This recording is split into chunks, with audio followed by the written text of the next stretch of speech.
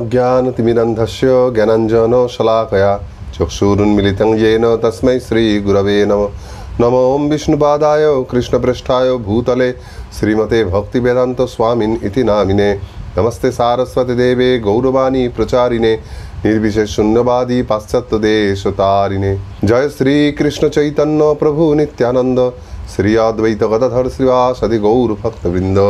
हरे कृष्ण कृष्ण कृष्ण हरे हरे, हरे राम राम राम हरे हरे। सुधी भक्तवृंद, आपनादेर सकलके आंतर्जातिक कृष्ण भवनामृत इस्कन परिचालित इस्कन डिसाइपल कोर्स बा इस्कन शिष्य प्रशिक्षण कोर्सेर चतुर्थ पर्वे सकलके स्वागत। तो पूर्वेर पाठगुलोते अर्थात तृतीय पाठ पर्यन्त आमरा प्रथम दुईटी अध्याय सम्पूर्ण करेছি এবং शेष पाठे गुरु ग्रहणेर नियमावली, गुरुदेवेर पदाश्रय এবং दीक्षाकालीन शिष्य যে प्रतिज्ञागुलो करे আর সেই प्रतिज्ञा रक्षा करार की मर्यादा एगुलो सब আমরা आलोचना करेছি।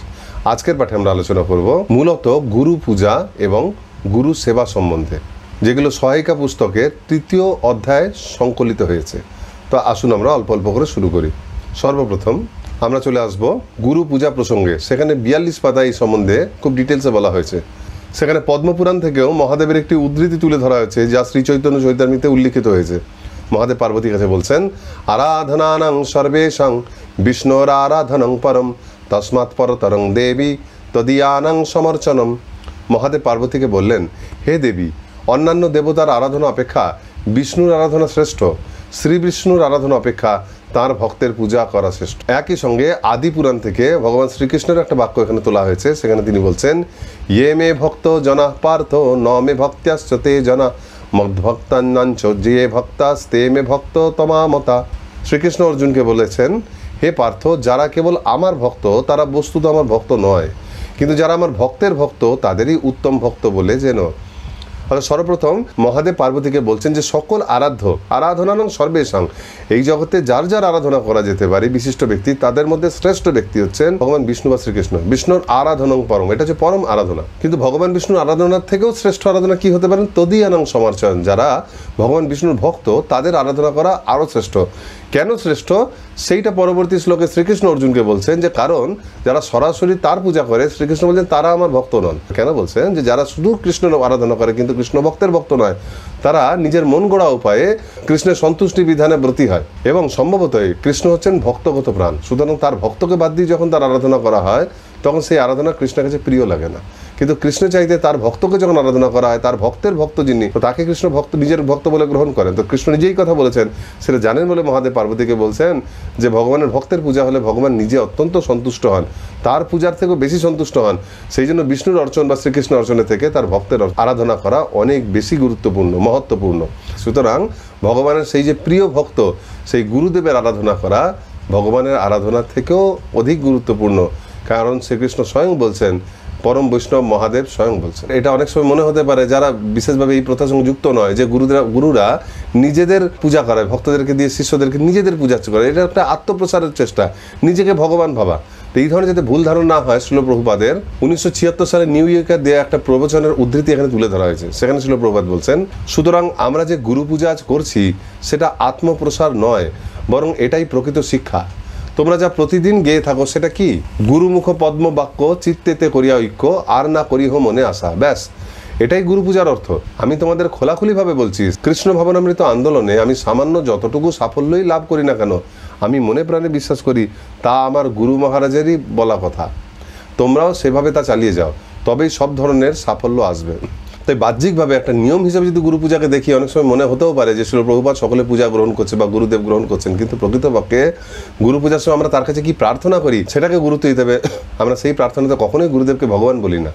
প্রভুপাদ এখানে বলছেন গুরুমুখ, মানে গুরুদেব যে কথা আমাকে বলছেন কৃষ্ণের সেবার জন্য, গুরুদেব আমাকে যে আদেশটা করছেন সেই আদেশটা আমি পালন করব, সেটাই প্রার্থনা হিসেবে আমরা তার সামনে কীর্তন করি।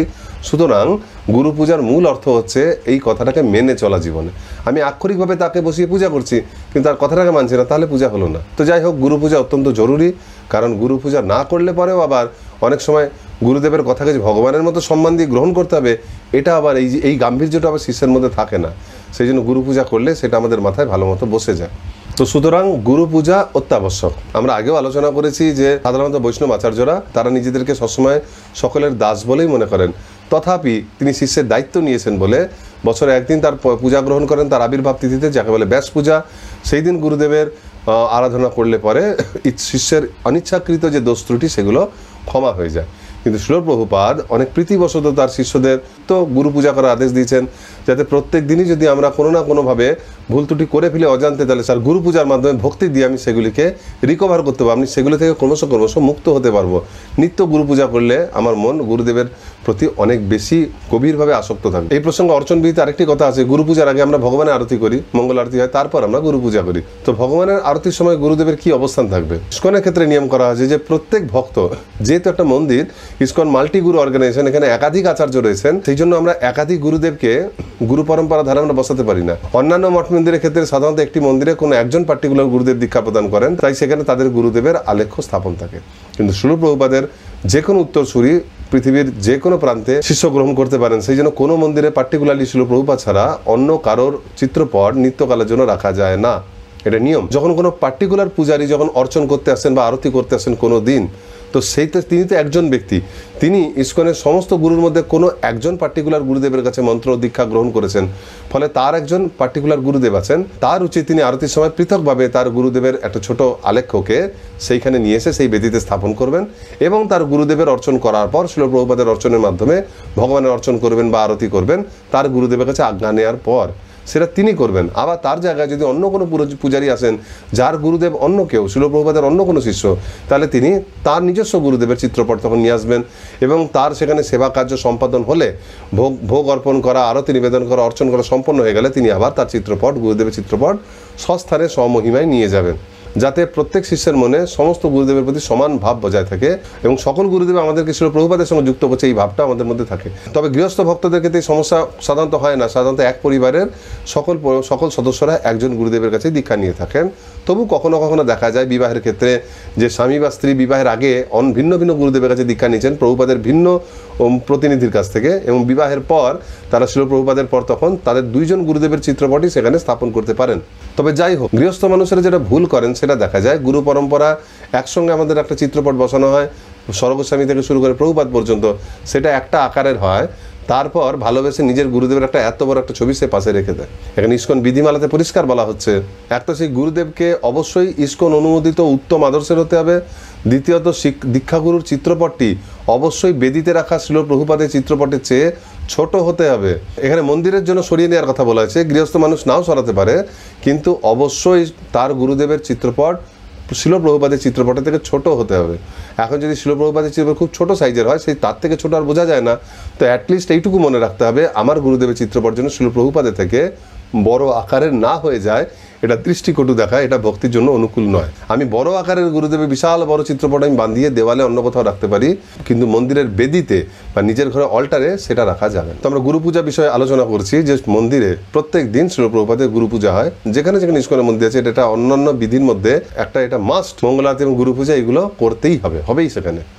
এবার প্রশ্ন হচ্ছে, শিল প্রভুপাদের তো গুরু পূজা হবে, কিন্তু তার যে যোগ্য উত্তরসূরিরা যারা বর্তমানে গুরুরূপে সেবা করছেন এবং অন্যদের দীক্ষা দিচ্ছেন, সেই শিষ্যদের দায়িত্ব গ্রহণ করছেন, তাদের শিষ্যরা তাদের তো গুরু পূজা করতে পারে, তাহলে সেই ক্ষেত্রে তারা কিভাবে গুরু পূজা করবে? সেই প্রসঙ্গে ইস্কন বিধিমালাতে বলা হয়েছে, শিল প্রভুপাদ ব্যতীত অন্যান্য ইস্কন দীক্ষাগুরু শিষ্যগণ নাট মন্দিরের বাইরে আলাদা কক্ষে তাদের গুরুদেবের পূজা করতে পারেন। মন্দির কর্তৃপক্ষের উচিত এই জন্য প্রয়োজনীয় সব ধরনের সুযোগ সুবিধার ব্যবস্থা করা, অর্থাৎ মেন মন্দির কক্ষে ভগবানের সামনে যেখানে শিল প্রভুপাদের যেরকম যে গুরু পূজা হয়, সেইখানে শিল প্রভুপাদের পূজার পর তার কোনো প্রতিনিধি বা তার বর্তমান যে ইস্কন গুরু তাদের কারোর কিন্তু সেখানে পূজা করা যাবে না। তাদের পূজা করতে গেলে নাট মন্দিরের বাইরে কোনো আলাদা প্রসাদ হল বা কোনো কক্ষে অন্য কোনো ঘরে করা যেতে পারে, তার শিষ্যরা প্রভুপাদের পূজা করার পর সেখানে গিয়ে তাদের গুরু পূজা করবে। কিন্তু মন্দিরের ক্ষেত্রে সেই ঐতিহ্য কেবলমাত্র শিল প্রভুপাদের ক্ষেত্রেই অ্যাপ্লিকেবল, অন্য কারোর ক্ষেত্রে নয়। বিভিন্ন কারণের মধ্যে একটা কারণ হচ্ছে, একাধিক গুরু যদি একই মন্দিরে অবস্থান করে এবং তাদের শিষ্যরা একই সঙ্গে তাদের গুরুদেবের গুরু পূজা করতে চাইতে পারে, তখন যাই তারা একই সঙ্গে তাদের গুরুদেব পূজা করতে পারে। এই জন্য বাইরে, এই মন্দিরের নাট মন্দিরের বাইরে ভিন্ন ভিন্ন কক্ষে সেই ব্যবস্থা করা উচিত। আবার এমনও হতে পারে কোনো গুরুদেব কোনো মন্দিরে দীর্ঘকাল অবস্থান করছেন, সেখানে প্রত্যেক দিন যদি প্রভুপাদের পর তার গুরু পূজা হয়, তাহলে ধারণা হবে সাধারণ লোকজনের যে শিল প্রভুপাদের একমাত্র উত্তরাধিকারী এই ব্যক্তিটি, কিন্তু প্রকৃতপক্ষে তা নয়। শিল প্রভুপাদের উত্তরাধিকারী অনেকজন, যারা সকলেই ইস্কনের গুরুরূপে সেবা করছেন। সেই জন্য এই নিয়মটা মন্দিরের ক্ষেত্রে অ্যাপ্লিকেবল, বাড়ির ক্ষেত্রে নয়।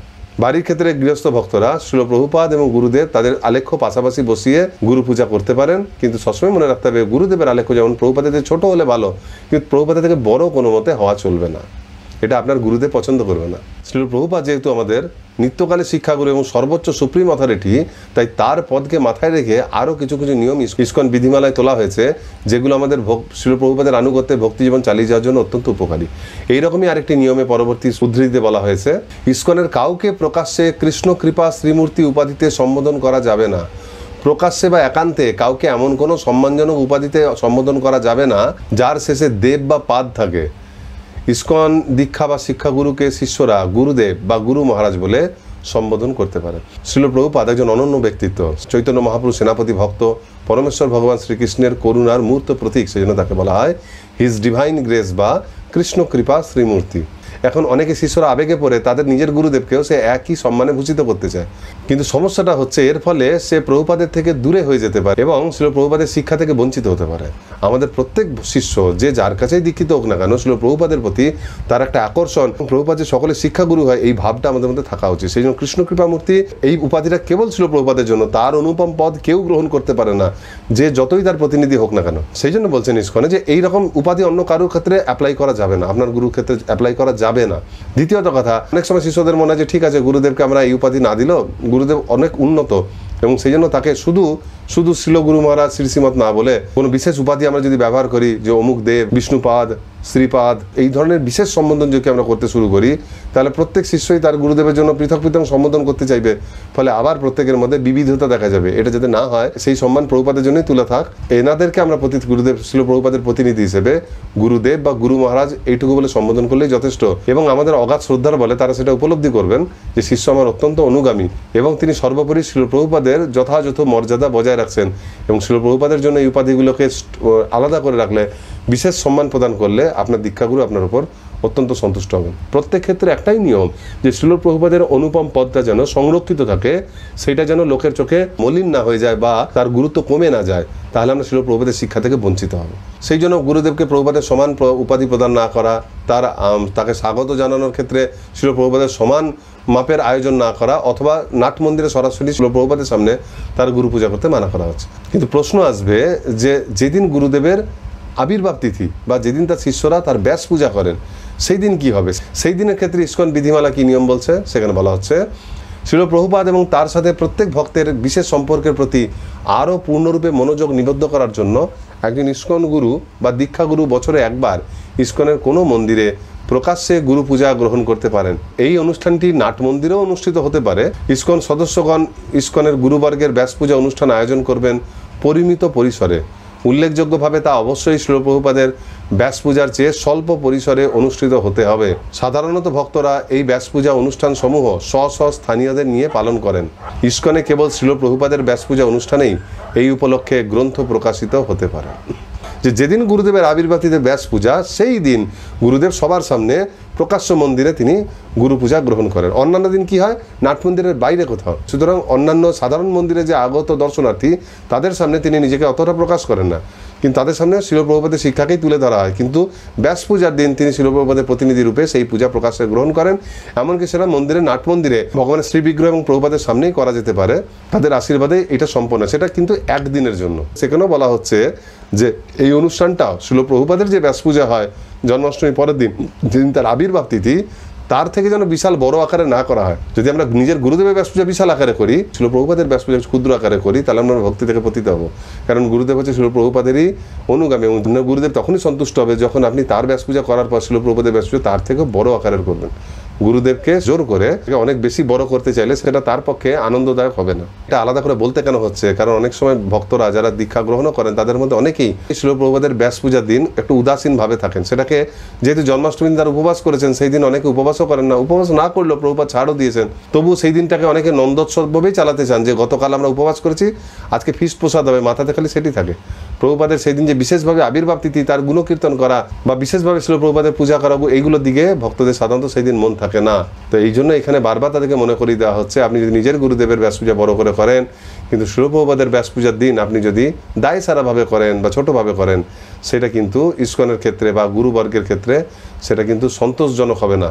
সেই জন্য গুরুকে সন্তুষ্ট করতে গেলে অবশ্যই যথেষ্ট মহিমা স্বমহিমায় স্বসম্মান দিয়ে আপনাকে শিল প্রভুপাদের ব্যাস পূজা করতেই হবে।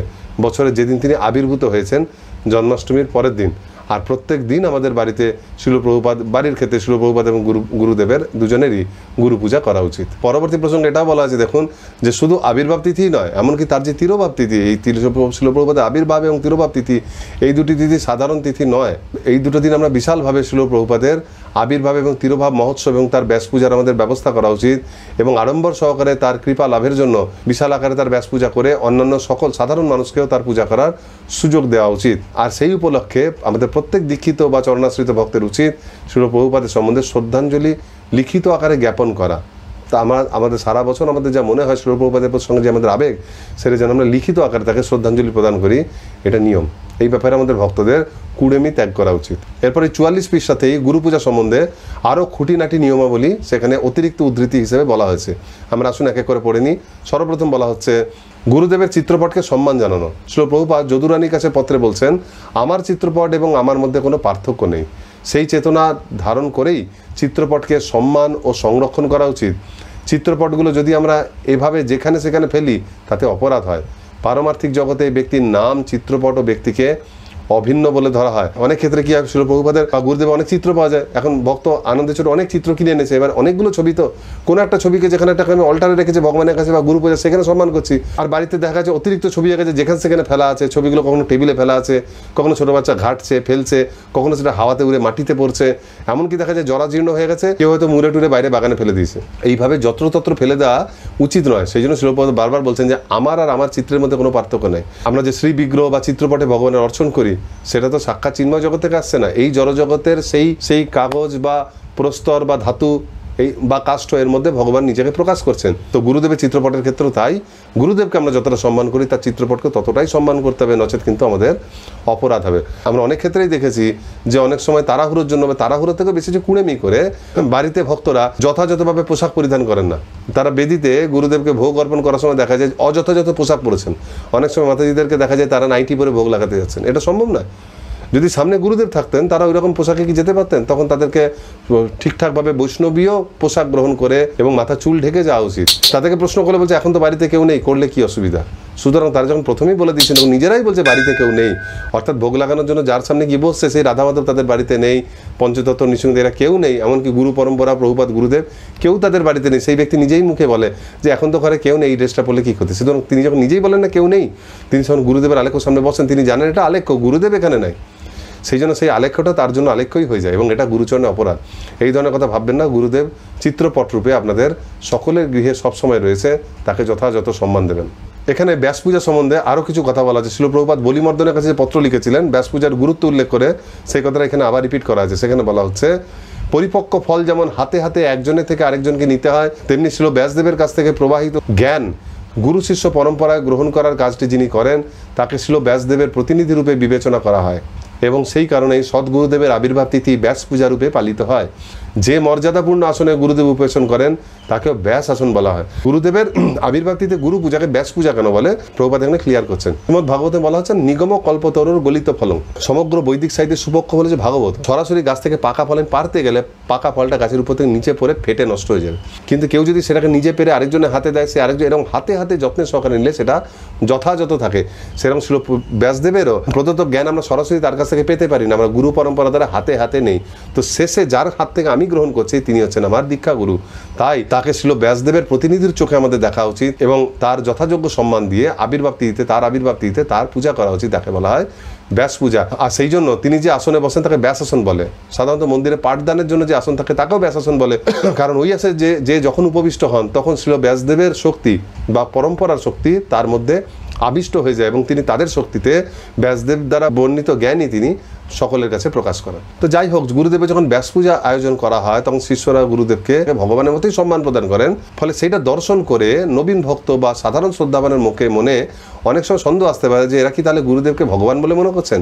এই ধরনের সন্দেহ যাতে কারো মনে দানা না বাঁধে সেই জন্য নববৃন্দাবনে শিল প্রভুপাদ কর্তৃক প্রদত্ত ব্যাস পূজাতে যে প্রবচন সেইটার একটা অংশ এখানে উদ্ধৃতি রূপে ধরা হয়েছে। সেখানে প্রভুপাদ বলছেন, সুতরাং এই ব্যাস পূজার মানে বছরে একদিন গুরুদেবের আবির্ভাব তিথিতে তার পূজা করা।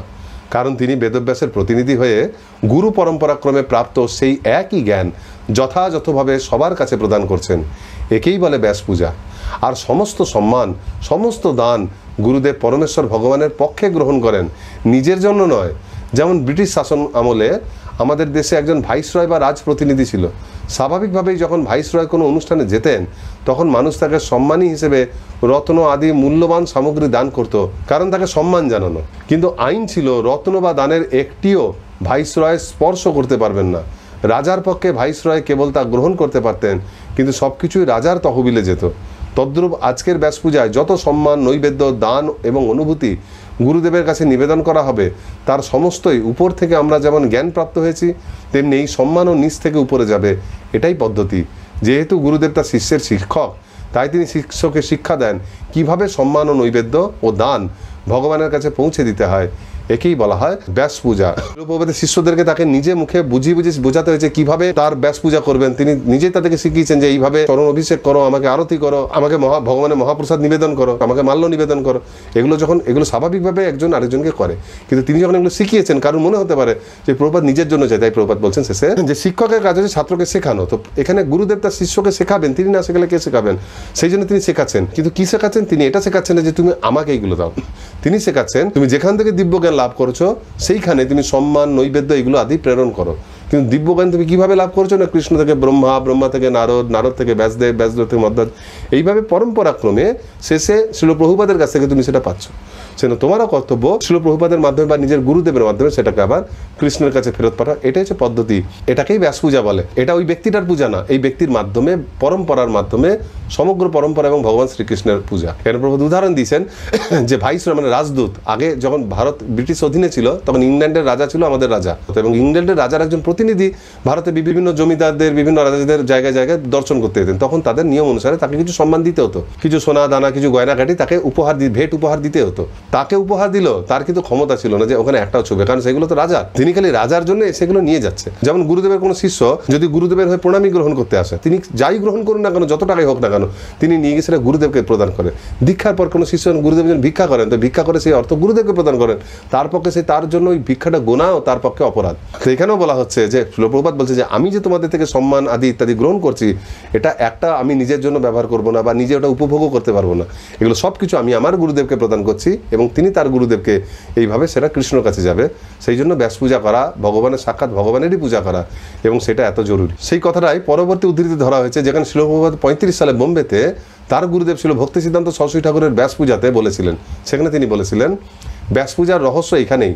আমরা যখন পরমেশ্বর ভগবানের দিব্য লীলাবিলাসের কথা চিন্তা করি তখন এই ভেবে গর্বিত হই যে আমরা তার নিত্য সেবক, এবং তারপর উল্লাসিত হয়ে আনন্দে নাচতে থাকি। আমার তত্ত্ববেত্তা গুরু মহারাজের জয় হোক, কারণ তিনি আমাদের ওপর তার অবিশ্রান্ত কৃপার ধারা বর্ষণ করে আমাদের চেতনার এমন নিত্য অস্তিত্বের আন্দোলন ঘটিয়েছেন। আসুন আমরা সবাই তার শ্রীচরণ কমলে প্রণতি নিবেদন করি। এখানে প্রভুপাদ বলছেন আমরা যখন ভাবি যে গোলক বৃন্দাবনে ভগবান নিত্যলীলা করছে, তখন আমরা এটাও বুঝি যে সেই যিনি নিত্যলীলা করছেন, সেই যে রাসবিহারী কৃষ্ণ, এই যে গোবর্ধনধারী কৃষ্ণ, এই যে দামোদর কৃষ্ণ, আমি তারই দাস, আমি সরাসরি তার সেবা করতে পারছি। ফলে সেই সময় এই ভাবা মাত্র আমাদের মনেও যে আমার আত্মার যে চিন্ময় সত্তা সেটা জাগ্রত হয়ে ওঠে, জড় প্রভাব মিটে যায়। আর প্রভুপাদ বলছেন এইটা সম্ভব হয়েছে আমার গুরুদেবের দ্বারাই।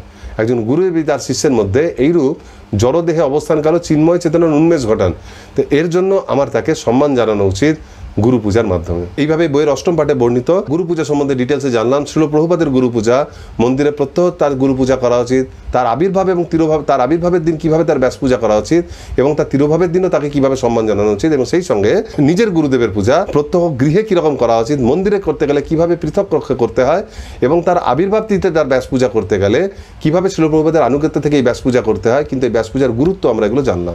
এবার আমরা নবম পাঠ নিয়ে আলোচনা করব, এবং সেখানকার আলোচ্য বিষয় হচ্ছে গুরু সেবা। শিল প্রভুপাদ লস অ্যাঞ্জেলেসে 72 সালে শ্রীমদ্ ভাগবতের উপর একটি প্রবচন প্রদান করেছিলেন।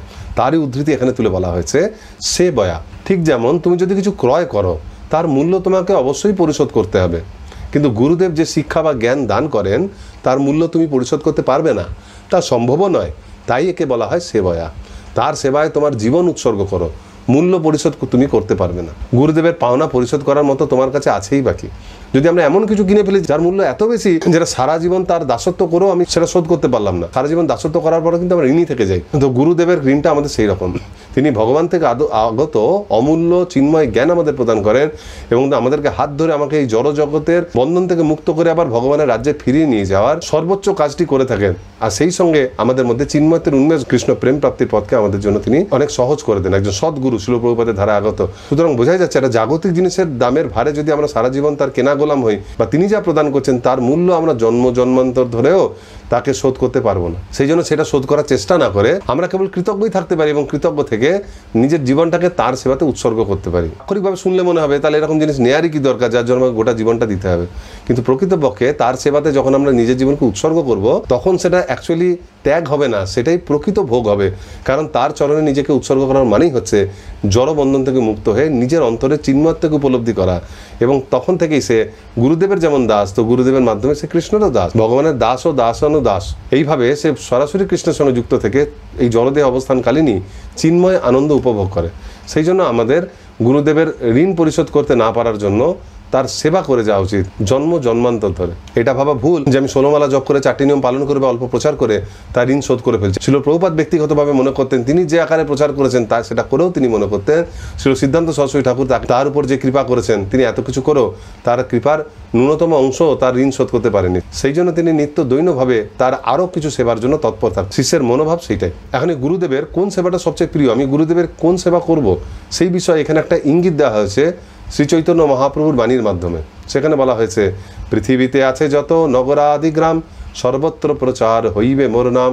শ্রী চৈতন্য মহাপ্রভুর ভক্তগণ অবশ্যই পৃথিবীর প্রতিটি নগর ও গ্রামে কৃষ্ণ ভাবনা প্রচার করবেন। শ্রীমন মহাপ্রভু তাতে প্রীত হবেন। এমন নয় যে ব্যক্তিগত সন্তুষ্টি বিধানের জন্য যার যা ইচ্ছা তাই করা উচিত। এই নির্দেশ পরম্পরাক্রমে নেমে এসেছে এবং গুরুদেব এই নির্দেশ তার শিষ্যদের কাছে উপস্থাপন করেন যাতে তারা শ্রী চৈতন্য মহাপ্রভুর বাণী প্রচার করতে পারে। তাই সারা বিশ্বে শ্রী চৈতন্য মহাপ্রভু বাণী প্রচার করে সদ্গুরুদেবের আদেশ পালন করা শিষ্যের একান্ত কর্তব্য।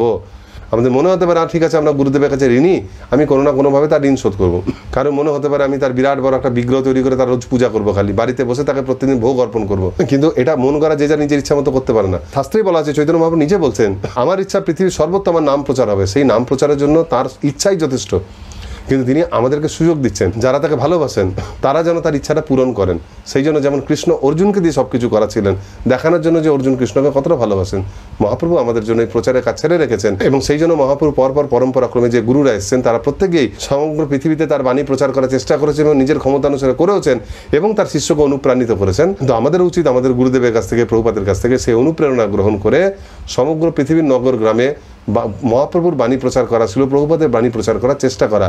এর মাধ্যমে গুরুদেবের সর্বশ্রেষ্ঠ সেবা সম্ভব। এবার পরবর্তী 48 পাতায় আরও বিশদভাবে গুরু সেবার কথা বলা হয়েছে। সেখানে বলা হচ্ছে, তদ্বিদ্ধি প্রণিপাতেন পরিপ্রশ্নেন সেবায়া উপদেক্ষন্তিতে জ্ঞানং জ্ঞানিনস তৎপদর্শিন। শ্রীমদ্ ভগবদ্গীতায় বলা হচ্ছে, সদ্গুরু শরণাগত হয়ে তত্ত্বজ্ঞান লাভ করার চেষ্টা করো, বিনম্র চিত্তে প্রশ্ন জিজ্ঞাসা করো এবং অকৃত্রিম সেবার দ্বারা তাকে সন্তুষ্ট করো, তাহলে সেই তত্ত্বদ্রষ্টা পুরুষগণ তোমাকে জ্ঞান উপদেশ দান করবেন। পরম তত্ত্বজ্ঞান লাভ করার জন্য কৃষ্ণ তত্ত্ববেত্তা গুরুদেবের শরণাগত হতে হয়, সুদৃঢ় বিশ্বাসের সঙ্গে তার চরণাম্বুজে আত্মসমর্পণ করতে হয় এবং সম্পূর্ণ নিরহংকারী হয়ে কৃতদাসের মতো তার সেবা করতে হয়। সদ্গুরু সন্তুষ্টি বিধান করার মাধ্যমে আধ্যাত্মিক জীবনে উন্নতি লাভ করা যায়। তাহলে আধ্যাত্মিক জীবনে উন্নতি লাভের জন্য, তত্ত্বজ্ঞান লাভের জন্য প্রথমে কি বলতে, তদ্বিধি প্রণিপাতেন, তাকে তার শরণাগত হওয়া। প্রণিপাত মানে শুধু লোক দেখানো প্রণিপাত নয়, সাষ্টাঙ্গে প্রণিপাত করা মানে হচ্ছে আমি আপনার কাছে নিজেকে সারেন্ডার করলাম, আপনি আমাকে রাখুন মারুন যা ইচ্ছা করতে পারেন আমার সঙ্গে। এবং আত্মজ্ঞান লাভের ব্যাপারে উৎসুক হয়ে গুরুদেবের চরণারবিন্দে নিজেকে আত্মসমর্পণ করেন, সমস্ত গর্ব ত্যাগ করে দাসের মতো তার সেবা করা।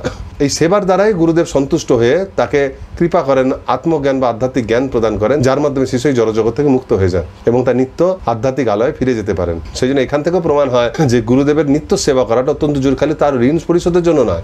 গুরুদেব যদি আমাকে বলে দেয় যে আমি সমস্ত ঋণ থেকে তোমাকে মুক্ত করলাম, কিন্তু এই জগৎ থেকে মুক্ত হওয়ার জন্য, আধ্যাত্মিক জ্ঞান লাভের জন্য নিত্য গুরুদেবের সেবা করাটাই আমাদের একমাত্র করণীয় কর্ম। এই প্রসঙ্গে রুম কনভারসেশনের কথা তুলে ধরা হয়েছে। সেখানে প্রভুপাদ বলছেন, আমাদের আন্দোলনের একটি স্লোগান হলো, শুরু হয় পারমার্থিক জীবন যখন হয় আত্মসমর্পণ। আত্মসমর্পণ না করলে উন্নতি হয় না। সর্বধর্মান পরিত্যাজ্য মামেকম শরণং ব্রজ, এটাই পারমার্থিক জীবনের সূচনা। যদি সেইটা না থাকে তবে তো আরম্ভই হয় না, উন্নতির প্রশ্নই আসে না। সেই কথা ইতিমধ্যে আলোচিত হয়েছে। ন সিদ্ধিং স অবাপনতি ন সুখং ন পরঙ্গতি। এটাই পারমার্থিক জীবনের প্রারম্ভ।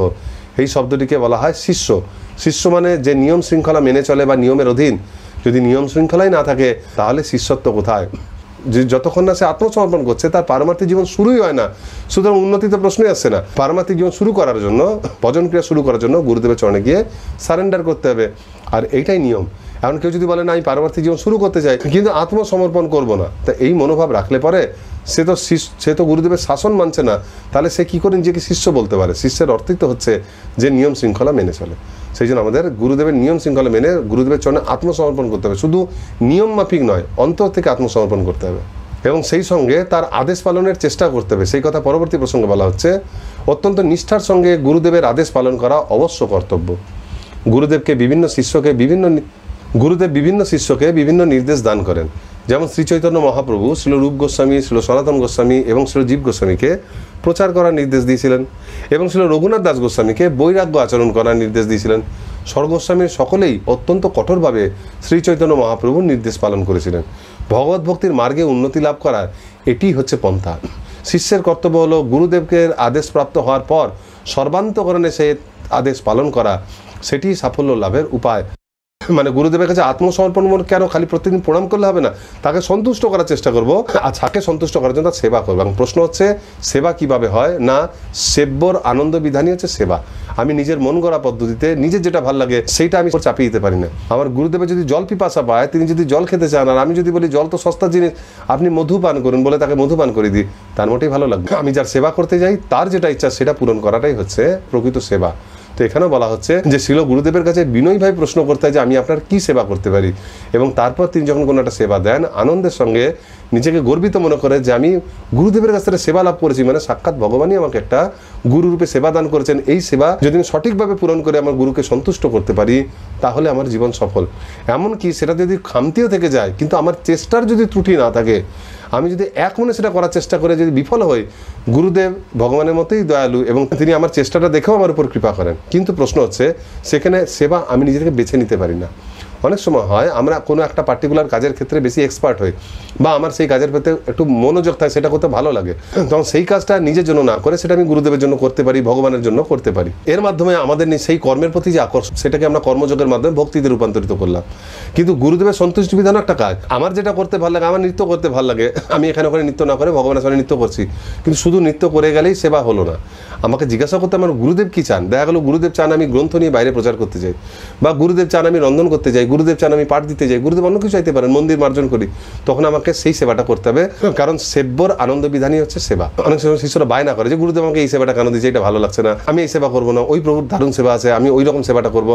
মানুষের তুলনা করি, ওনার সেবাটা ভালো আমার সেবাটা খারাপ। তো এখানে প্রমাণ করছে যে স্বর্গোস্বামী যে 6 জন ছিলেন, শ্রী চৈতন্য মহাপ্রভু তাদের যাকে যা সেবা দিয়েছেন সেটাকে তার লাইফ অ্যান্ড সোল, সেটাকে সবকিছু মনে করে তারা সেই সেবাটাই করেছেন। তিনি রূপ সনাতন গোস্বামীর কথা বলছেন, তাদেরকে গ্রন্থ রচনার কাজ দিন, তারা গ্রন্থ রচনা করে কিচ্ছু করেননি। এমনকি স্বয়ং মদন মোহন যখন সনাতন গোস্বামীর কাছে এসে সঙ্গ প্রার্থনা করছেন, তিনি রিজেক্ট করছেন। তিনি বলছেন আমার তোমাকে সেবা করার মতো আমার সময় নেই, আমি এখন গ্রন্থ রচনা করছি, আমার গুরুদেব চৈতন্য মহাপ্রভু আমাকে এটাই দিয়েছে, আমি তোমার সেবা করতে পারবো না। তারা এতটাই দৃঢ়ভাবে গুরুর প্রতি আসক্ত যে ভগবানের নির্দেশকেও তারা উপেক্ষা করতে পারে। যে যাকে গুরুদেব যা সেবা দিচ্ছেন, সেটা প্রচার করা হোক, রন্ধন হোক, মন্দির নির্মাণ হোক, মন্দির মার্জন হোক, যা হোক না কেন, আমাদের উচিত সেইটা করার জন্য আমাদের সব কিছু লাগিয়ে দেওয়া, এবং সেইটা করে যদি আমি গুরুদেবকে সন্তুষ্ট করতে পারি তাহলে আমার সব কিছু সফল।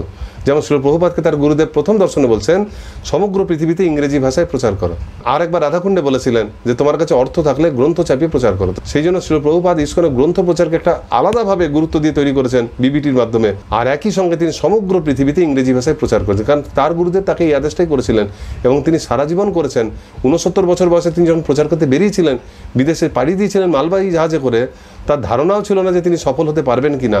তিনি দুবার হৃদরোগে আক্রান্ত হয়েছিলেন, তথাপি তার গুরুদেবের আজ্ঞা মনে করে তিনি চেষ্টা করছিলেন। তো এইরকম আমাদের লাইফ অ্যান্ড সোল মনে করে গুরুমাতা যেটা বলছে সেই ইচ্ছাটাকে পূরণ করার জন্য আমাদের চেষ্টা করা উচিত। সেটাই হচ্ছে একজন শিষ্যের জীবনের পরম সাফল্য। সুতরাং এখান থেকে এটা পরিষ্কার হচ্ছে যে গুরুদেব যাকে যে সেবা দিচ্ছে সেইটা করতে অনীহা যদি আমরা প্রকাশ করি, সেটা এক ধরনের গুরু অবজ্ঞা করা, এবং এর ফলে কি হয়, আমাদের ভক্তি নষ্ট হয়ে যেতে পারে। পরবর্তী প্রসঙ্গে বলা হচ্ছে বিধিনিষেধ পরিত্যাগ করে খেয়াল খুশি মতো জীবনযাপন করাকে মত্ত হস্তির সঙ্গে তুলনা করা হয়েছে, যা ভক্তিলতাকে সমূলে উৎপাটিত করে হৃদয়রূপ উদ্যানকে তছনছ করে দেয়। তার ফলে ভক্তিলতা শুকিয়ে যায়, কেউ যখন গুরুদেবের নির্দেশ অমান্য করে তখনই বিশেষ করে এই ধরনের অপরাধ হয়, যাকে বলা হয় গুরু অবজ্ঞা। তাই ভক্তদের সবসময় অত্যন্ত সচেতন থাকতে হয় যাতে গুরুদেবের চরণে অপরাধ না হয়ে যায়। কেউ যখন গুরুদেবের নির্দেশ অবজ্ঞা করে তখন ভক্তিলতার উৎপাটন শুরু হয় এবং ধীরে ধীরে সমস্ত পাতা শুকিয়ে যায়। এখানে শ্রী চৈতন্য চৈতামৃত থেকে মহাপ্রভুর শিক্ষা থেকে বলা হয়েছে, একজন ভক্ত যেন গুরুদেবের কাছ থেকে ভক্তিলতা বীজ পায়, তিনি হৃদয়ে সেই বীজকে রোপণ করেন। সেই ভক্তি বৃক্ষ আস্তে আস্তে বাড়তে বাড়তে এক সময় তাকে কৃষ্ণের কাছে নিয়ে যায়। কিন্তু একটা বাগানে হঠাৎ অকারণে যদি কোনোভাবে একটা মত্ত হাতি ঢুকে যায়, মুহূর্তের মধ্যে সে পাগলা হাতি গোটা বাগানকে তছনছ করে সব নষ্ট করে দিতে পারে। তো ঠিক সেই রকম আমাদের ভক্তির লতাকে যতই আমরা কুটিনাটি নিষিদ্ধাচার থেকে যতই রাখি না কেন, যদি কোনো বৈষ্ণবের চরণে অপরাধ হয়ে যায় তাহলে সেই গাছ সঙ্গে সঙ্গে শুকিয়ে যায় এবং আমাদের ভক্তি নষ্ট হয়। তো অন্যান্য বৈষ্ণব কথা বাদই দিন, যদি কেউ গুরুদেবের আদেশের অবজ্ঞা করে তো সেটা অনেক বড় বৈষ্ণব অপরাধ এবং একই সঙ্গে গুরুর অবজ্ঞা। এটা করা মাত্র তার ভক্তিলতা যত ভালোই থাকুক না কেন, তার সাধনা যত ভালোই থাকুক না কেন, আস্তে আস্তে তার মন চেঞ্জ হতে শুরু করে, তার ভক্তি ক্রমে ক্রমে অচিরেই নষ্ট হয়ে যায়। কারণ ভক্তি বা সাধনা বা কোনো কিছু আমার উপর নির্ভরশীল নয়। আমি খুব সুন্দর জপ করতে পারি, সুন্দর প্রচার করি, সুন্দর সব কিছু করি, তাই কৃষ্ণ আমাকে কৃপা করছেন তা নয়। আমরা এগুলো সবই করতে পারি কারণ আমার গুরুদেব আমাকে কৃপা করেছেন, তার বলে আমি করতে পারি। সেজন্য তার নির্দেশ পালন করাটাই আমাদের একান্ত কর্তব্য। এই কথাটা পরবর্তী প্রসঙ্গে আবার বলা হচ্ছে, দীক্ষা লাভ করে গুরুদেবের আদেশপ্রাপ্ত হওয়ার পর শিষ্যের কর্তব্য হচ্ছে অনন্য চিত্তে গুরুদেবের সেই আদেশ বা উপদেশ সম্বন্ধে চিন্তা করা এবং কোনো কিছুর দ্বারা বিচলিত না হওয়া। এটি ছিল বিশ্বনাথ চক্রবর্তী ঠাকুরেরও অভিমত, যিনি ভগবদ্গীতার ব্যবসায়াত্মিকা বুদ্ধির একেহ কুনুনন্দন শ্লোকটির অর্থ বিশ্লেষণ করতে গিয়ে বলেছেন যে শ্রী গুরুদেবের আদেশ শিষ্যের কাছে প্রাণ তুল্য বা জীবনের সর্বস্ব। শিষ্যের প্রথম কর্তব্য হচ্ছে সে ভগবদ্ধামে ফিরে যাবে কিনা সেই সম্বন্ধে চিন্তা না করে কেবল শ্রী গুরুদেবের আদেশ পালন করা। তাই শিষ্যের কর্তব্য হচ্ছে সর্বদা শ্রী গুরুদেবের আদেশের ধ্যান করা এবং সেটি ধ্যানের পূর্ণতা। তার আদেশের ওপর কেবল ধ্যান করাই নয়, কিভাবে পূর্ণরূপে তার আরাধনা করা যায় তার উপায় অনুসন্ধান করাও তার কর্তব্য। অর্থাৎ দীক্ষার পর গুরুদেবের যে মনের ইচ্ছা, সেই যে বাসনা, সেটা পূরণ করা শিষ্যের কর্তব্য। এখন প্রভুপাদ বলছেন শিষ্য তিন রকমের হয়। অধম শিষ্য সে হয় যে গুরুদেবের বাসনাটা শোনার পরও তা পূরণ করার চেষ্টা করে না। মধ্যম শিষ্য সে হয় যে গুরুদেবের বাসনা শুনে গুরুদেব যখন তাকে অর্ডার করে তখন সে সেটা পূরণ করার চেষ্টা করে। আর উত্তম শিষ্য হচ্ছে গুরুদেবের বাসনা সেই গুরুদেব যদি তাকে নাও বলে, সে যদি কোনোভাবে সেটা জানতে পারে তা গুরুদেব তাকে ডাইরেক্ট না বলা সত্ত্বেও সে সেটা পূরণ করার চেষ্টা করে, গুরুদেবকে সন্তুষ্ট করার চেষ্টা করে। গুরুদেব শিষ্যের কাছে এত প্রাণপ্রিয় হয় যে তার বলা উপদেশটাকে রাখার জন্য শিষ্য সেটাকে তার প্রাণতুল্য মনে করে। তার কাছে অন্য কিছুর আর কোনো দাম থাকে না। সাধারণত আমাদের ভক্তরা দীক্ষার পর একটাই চিন্তা থাকে যে আমরা কিভাবে আরো ভালোভাবে ভক্তি জীবন করে এই এক জন্মের মধ্যে যেন ভগবদ্ধামে ফিরে যায়, আমি যেন কৃষ্ণর কাছে চলে যেতে পারি, ব্যাস এটা আমার উদ্দেশ্য। কিন্তু এটা একটা স্বার্থপর ভাব। আমার উদ্দেশ্যটা হওয়া উচিত গুরুদেবকে সন্তুষ্ট করা। কারণ প্রশ্ন আসবে, আচ্ছা তাহলে কি আমরা এটা চাইবো না, ভগবদ্ধামে ফিরে যেতে চাইবো না? কিন্তু শুরুর দিন থেকে তো এটাই প্রচার করা আছে যে ভক্ত হন, দীক্ষা নিন, ভগবদ্ধামে ফিরে যান। অবশ্যই চাইবো, কিন্তু সেটা এইটার জন্য নয় যে ভগবদ্ধামে গিয়ে, যদি আমি নিজে থেকে চাই না যে ভগবদ্ধামে যাবো, তাহলে মনে হয় ভগবদ্ধামে গিয়ে আমি ব্যাস আর কোনো টেনশন নেই, ওখানে গিয়ে আরামে থাকবো, খাবো দাবো, মজ করবো, আমার সেবা ভাবটা চলে যাবে। এই ধরনের চিন্তাভাবনা নিয়ে যাওয়ার কথা আমরা ভাবতেও পারি না। আমরা কেন যেতে চাইবো না? চৈতন্য মহাপ্রভু চাইছেন এবং তার ইচ্ছাটাই গুরুদেব প্রকাশ করছেন যে এই জগতে কোনো বদ্ধজীব যেন না, সকল বদ্ধজীব যেন একসময় মুক্ত হয়ে ভগবদ্ধামে নিত্যকালের জন্য তার গৃহে ফিরে যেতে পারে। এটা মহাপ্রভুকে সন্তুষ্ট করবে, নিত্যানন্দ প্রভুকে সন্তুষ্ট করবে, তাই তাদের প্রতিনিধিরূপী গুরুদেবকে সন্তুষ্ট করবে। সুতরাং ওই অতগুলো বদ্ধজীবের মধ্যে আমিও একটা বদ্ধজীব, সুতরাং আমাকেও ভগবদ্ধামে ফিরে যেতে হবে, নয়তো গুরুদেব দুঃখ কষ্ট পাবেন, তাকে আবার ফিরে আসতে হবে। সেই জন্য আমি চেষ্টা করব ভগবদ্ধামে আমিও যাব, সকলকে নিয়ে যাব। কেবলমাত্র আমি ভগবদ্ধামে যাব এটা আমার মূল লক্ষ্য, আমি সেখানে গিয়ে ভোগ করব, কষ্ট থেকে মুক্তি পাবো, সেটা আমার বিচার্য বিষয় নয়। সেই জন্য প্রকৃত শিষ্য যেন ভগবদ্ধামে যাওয়ার পরেও গুরুদেবকে সন্তুষ্ট করার জন্য বা ভগবানকে সন্তুষ্ট করার জন্য এই জগতে কেবলমাত্র জীব উদ্ধারের জন্য নেমে আসেন শিল প্রভুপাদের মতো ব্যক্তিরা। সেই জন্য এখানে ধ্যানের কথা বলা হয়েছে। অনেক সময় মায়াবাদীদের মনোধর্ম প্রসিদ্ধ মোমবাতির ধ্যান করা, আলোর ধ্যান করা, বাল্বের ধ্যান করা তো বাদই দিন, ভক্তরা অনেক সময় ধ্যান করে, তারা বসে মনে মনে ভগবানের ধামের কথা ভাবে, লীলার কথা ভাবার চেষ্টা করে, অনেক কিছু চেষ্টা করে। কিন্তু বিশ্বনাথ চক্রবর্তী ঠাকুর বলছেন যে প্রকৃত ধ্যান হচ্ছে গুরুদেবের সেবার ধ্যান। সেবার ধ্যান মানে আমি সেবাটা করছি সেই ধ্যান না, সেবার ধ্যান মানে হচ্ছে গুরুদেব আমাকে যে সেবাটা প্রদান করলেন, ধ্যান মানে চিন্তা ভাবনা করা আমি কিভাবে সেটাকে ফুলফিল করব। গুরুদেব যে এত বড় একটা দায়িত্ব দিলেন, এটা করতে গেলে আমাকে কি করতে হবে, আমার কী কী দরকার, কী কী প্রয়োজন, সেটা আমি কিভাবে পাবো, আমি এখন এই অবস্থায় আছি, কাল থেকে আমি কিভাবে কাজ শুরু করে দেবো, তাহলে গুরুদেবের সেই আদেশটা পূর্ণ হবে। এইভাবে তার আদেশ আমি কিভাবে পূর্ণ করতে পারি, সেটা কীরকম রূপ লাভ করবে, আর কিভাবে করলে গুরুদেব কতটা সন্তুষ্ট হবে, এইগুলো চিন্তা ভাবনা করাটাই হচ্ছে প্রকৃত ধ্যান। সেজন্য তিনি এটাও বলছেন যে কিভাবে সেই গুরুদেবের আদেশটাকে পূরণ করা যায় সেটার অনুসন্ধান করাও কর্তব্য। শ্রী সিদ্ধান্ত সরস্বতী ঠাকুর প্রভুপাদকে এত কিছু বলে দেননি যে তুমি এই দিকে যাবে না সেই দিকে যাবে, কিভাবে হলে কি প্রচার হবে। তিনি খালি বলেছিলেন সমগ্র পৃথিবীতে ইংরেজি ভাষায় গ্রন্থ রচনা করে প্রচার করো।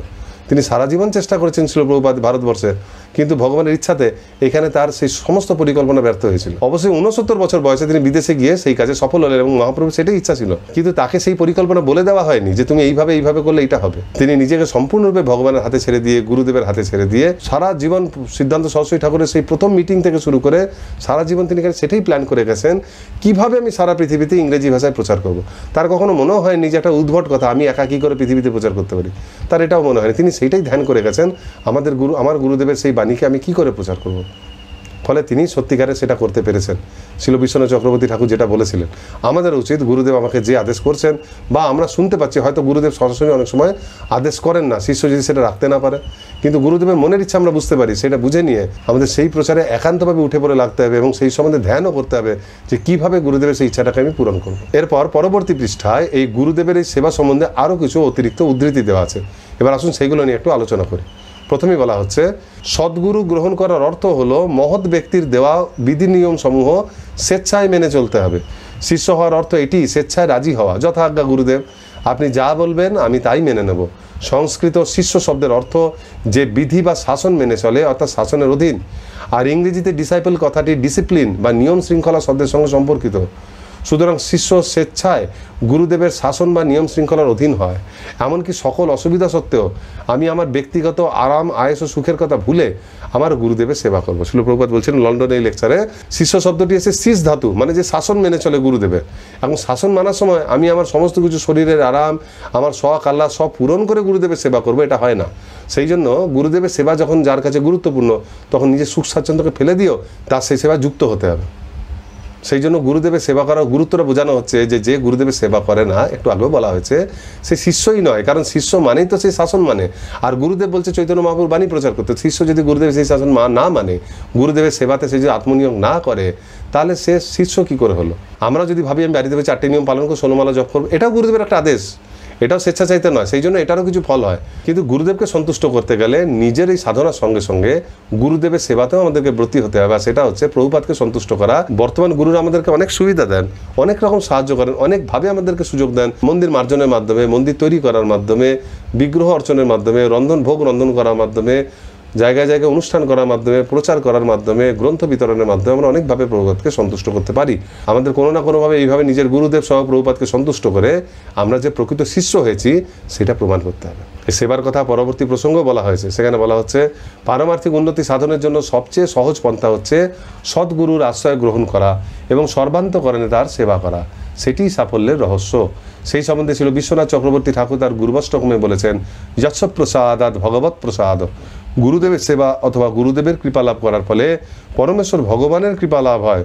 পতি কর্দম মুনির সেবা করার ফলে দেবহূতি তার সিদ্ধির অংশপ্রাপ্ত হয়েছিলেন, তেমনি ঐকান্তিক শিষ্য কেবল সদ্গুরুর সেবা করার দ্বারাই ভগবান এবং গুরুদেবের কৃপা একসঙ্গে লাভ করেন। গুরুদেবের সেবা করার দেখেন আরেকটা কারণ পাচ্ছি। ছিল বিশ্বনাথ চক্রবর্তী ঠাকুর বলছেন, যশ প্রসাদাৎ ভগবৎ প্রসাদ। আমরা মঙ্গলারতি প্রতিদিন কীর্তন করি, শেষ যার প্রসাদ হচ্ছে ভগবানের প্রসাদ। যিনি যদি সন্তুষ্ট হননি, আমাকে কৃপা করেন, সেটা হচ্ছে ভগবানের করুন। এবং তারপর কথা বলা আছে, যশ প্রসাদান ন গতি কুতোপি, মানে যার কৃপা না পেলে আর আমাদের কোনো গতি নেই।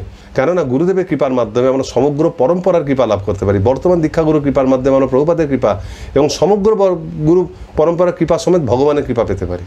এখানে একটা উদাহরণ দেওয়া আছে। আমরা শ্রীমদ্ ভাগবতমে দেখি যে কর্দম মুনি বিশেষ যোগ সাধনা করে পরমেশ্বর ভগবানকে দর্শন করেছিলেন এবং তার কৃপা প্রাপ্ত হয়েছিলেন। এবং পরবর্তীকালে মনুকন্যা দেবহূতি যখন তাকে বিবাহ করেন, তিনি নিজে পৃথকভাবে কোনো রকমের যোগ সাধনা না করলেও তিনি একান্তভাবে একনিষ্ঠভাবে নিজের সুখ স্বাচ্ছন্দ্য বিচার না করে তার পতি সেবা করে গেছিলেন। এবং এইরকম সেবার ফলে তার পতি প্রবল কৃচ্ছ সাধনা করে যে সিদ্ধি লাভ করেছেন, তিনি কেবল তার সেবার মাধ্যমে তার একটা অংশ পেয়ে গেছিলেন। একইভাবে আমরা আমাদের দীক্ষাগুরুর মাধ্যমে শিল প্রভুপাদের সঙ্গে যুক্ত হচ্ছি এবং এইভাবে আমরা চৈতন্য মহাপ্রভুর পরম্পরায় যুক্ত হচ্ছি। এখন এই পরম্পরায় থেকে আমরা যদি সর্বান্তকরণে আমাদের গুরুদেব এবং সেই সঙ্গে প্রভুপাদের সন্তুষ্টি বিধানের চেষ্টা করি, অকৃত্রিমভাবে যদি তাদের সেবা করি, তাহলে তাদের যে বিশেষ কৃপা সেইটা আমরা লাভ করতে পারবো, যেটা ব্যক্তিগতভাবে আমার পক্ষে লাভ করা অসম্ভব।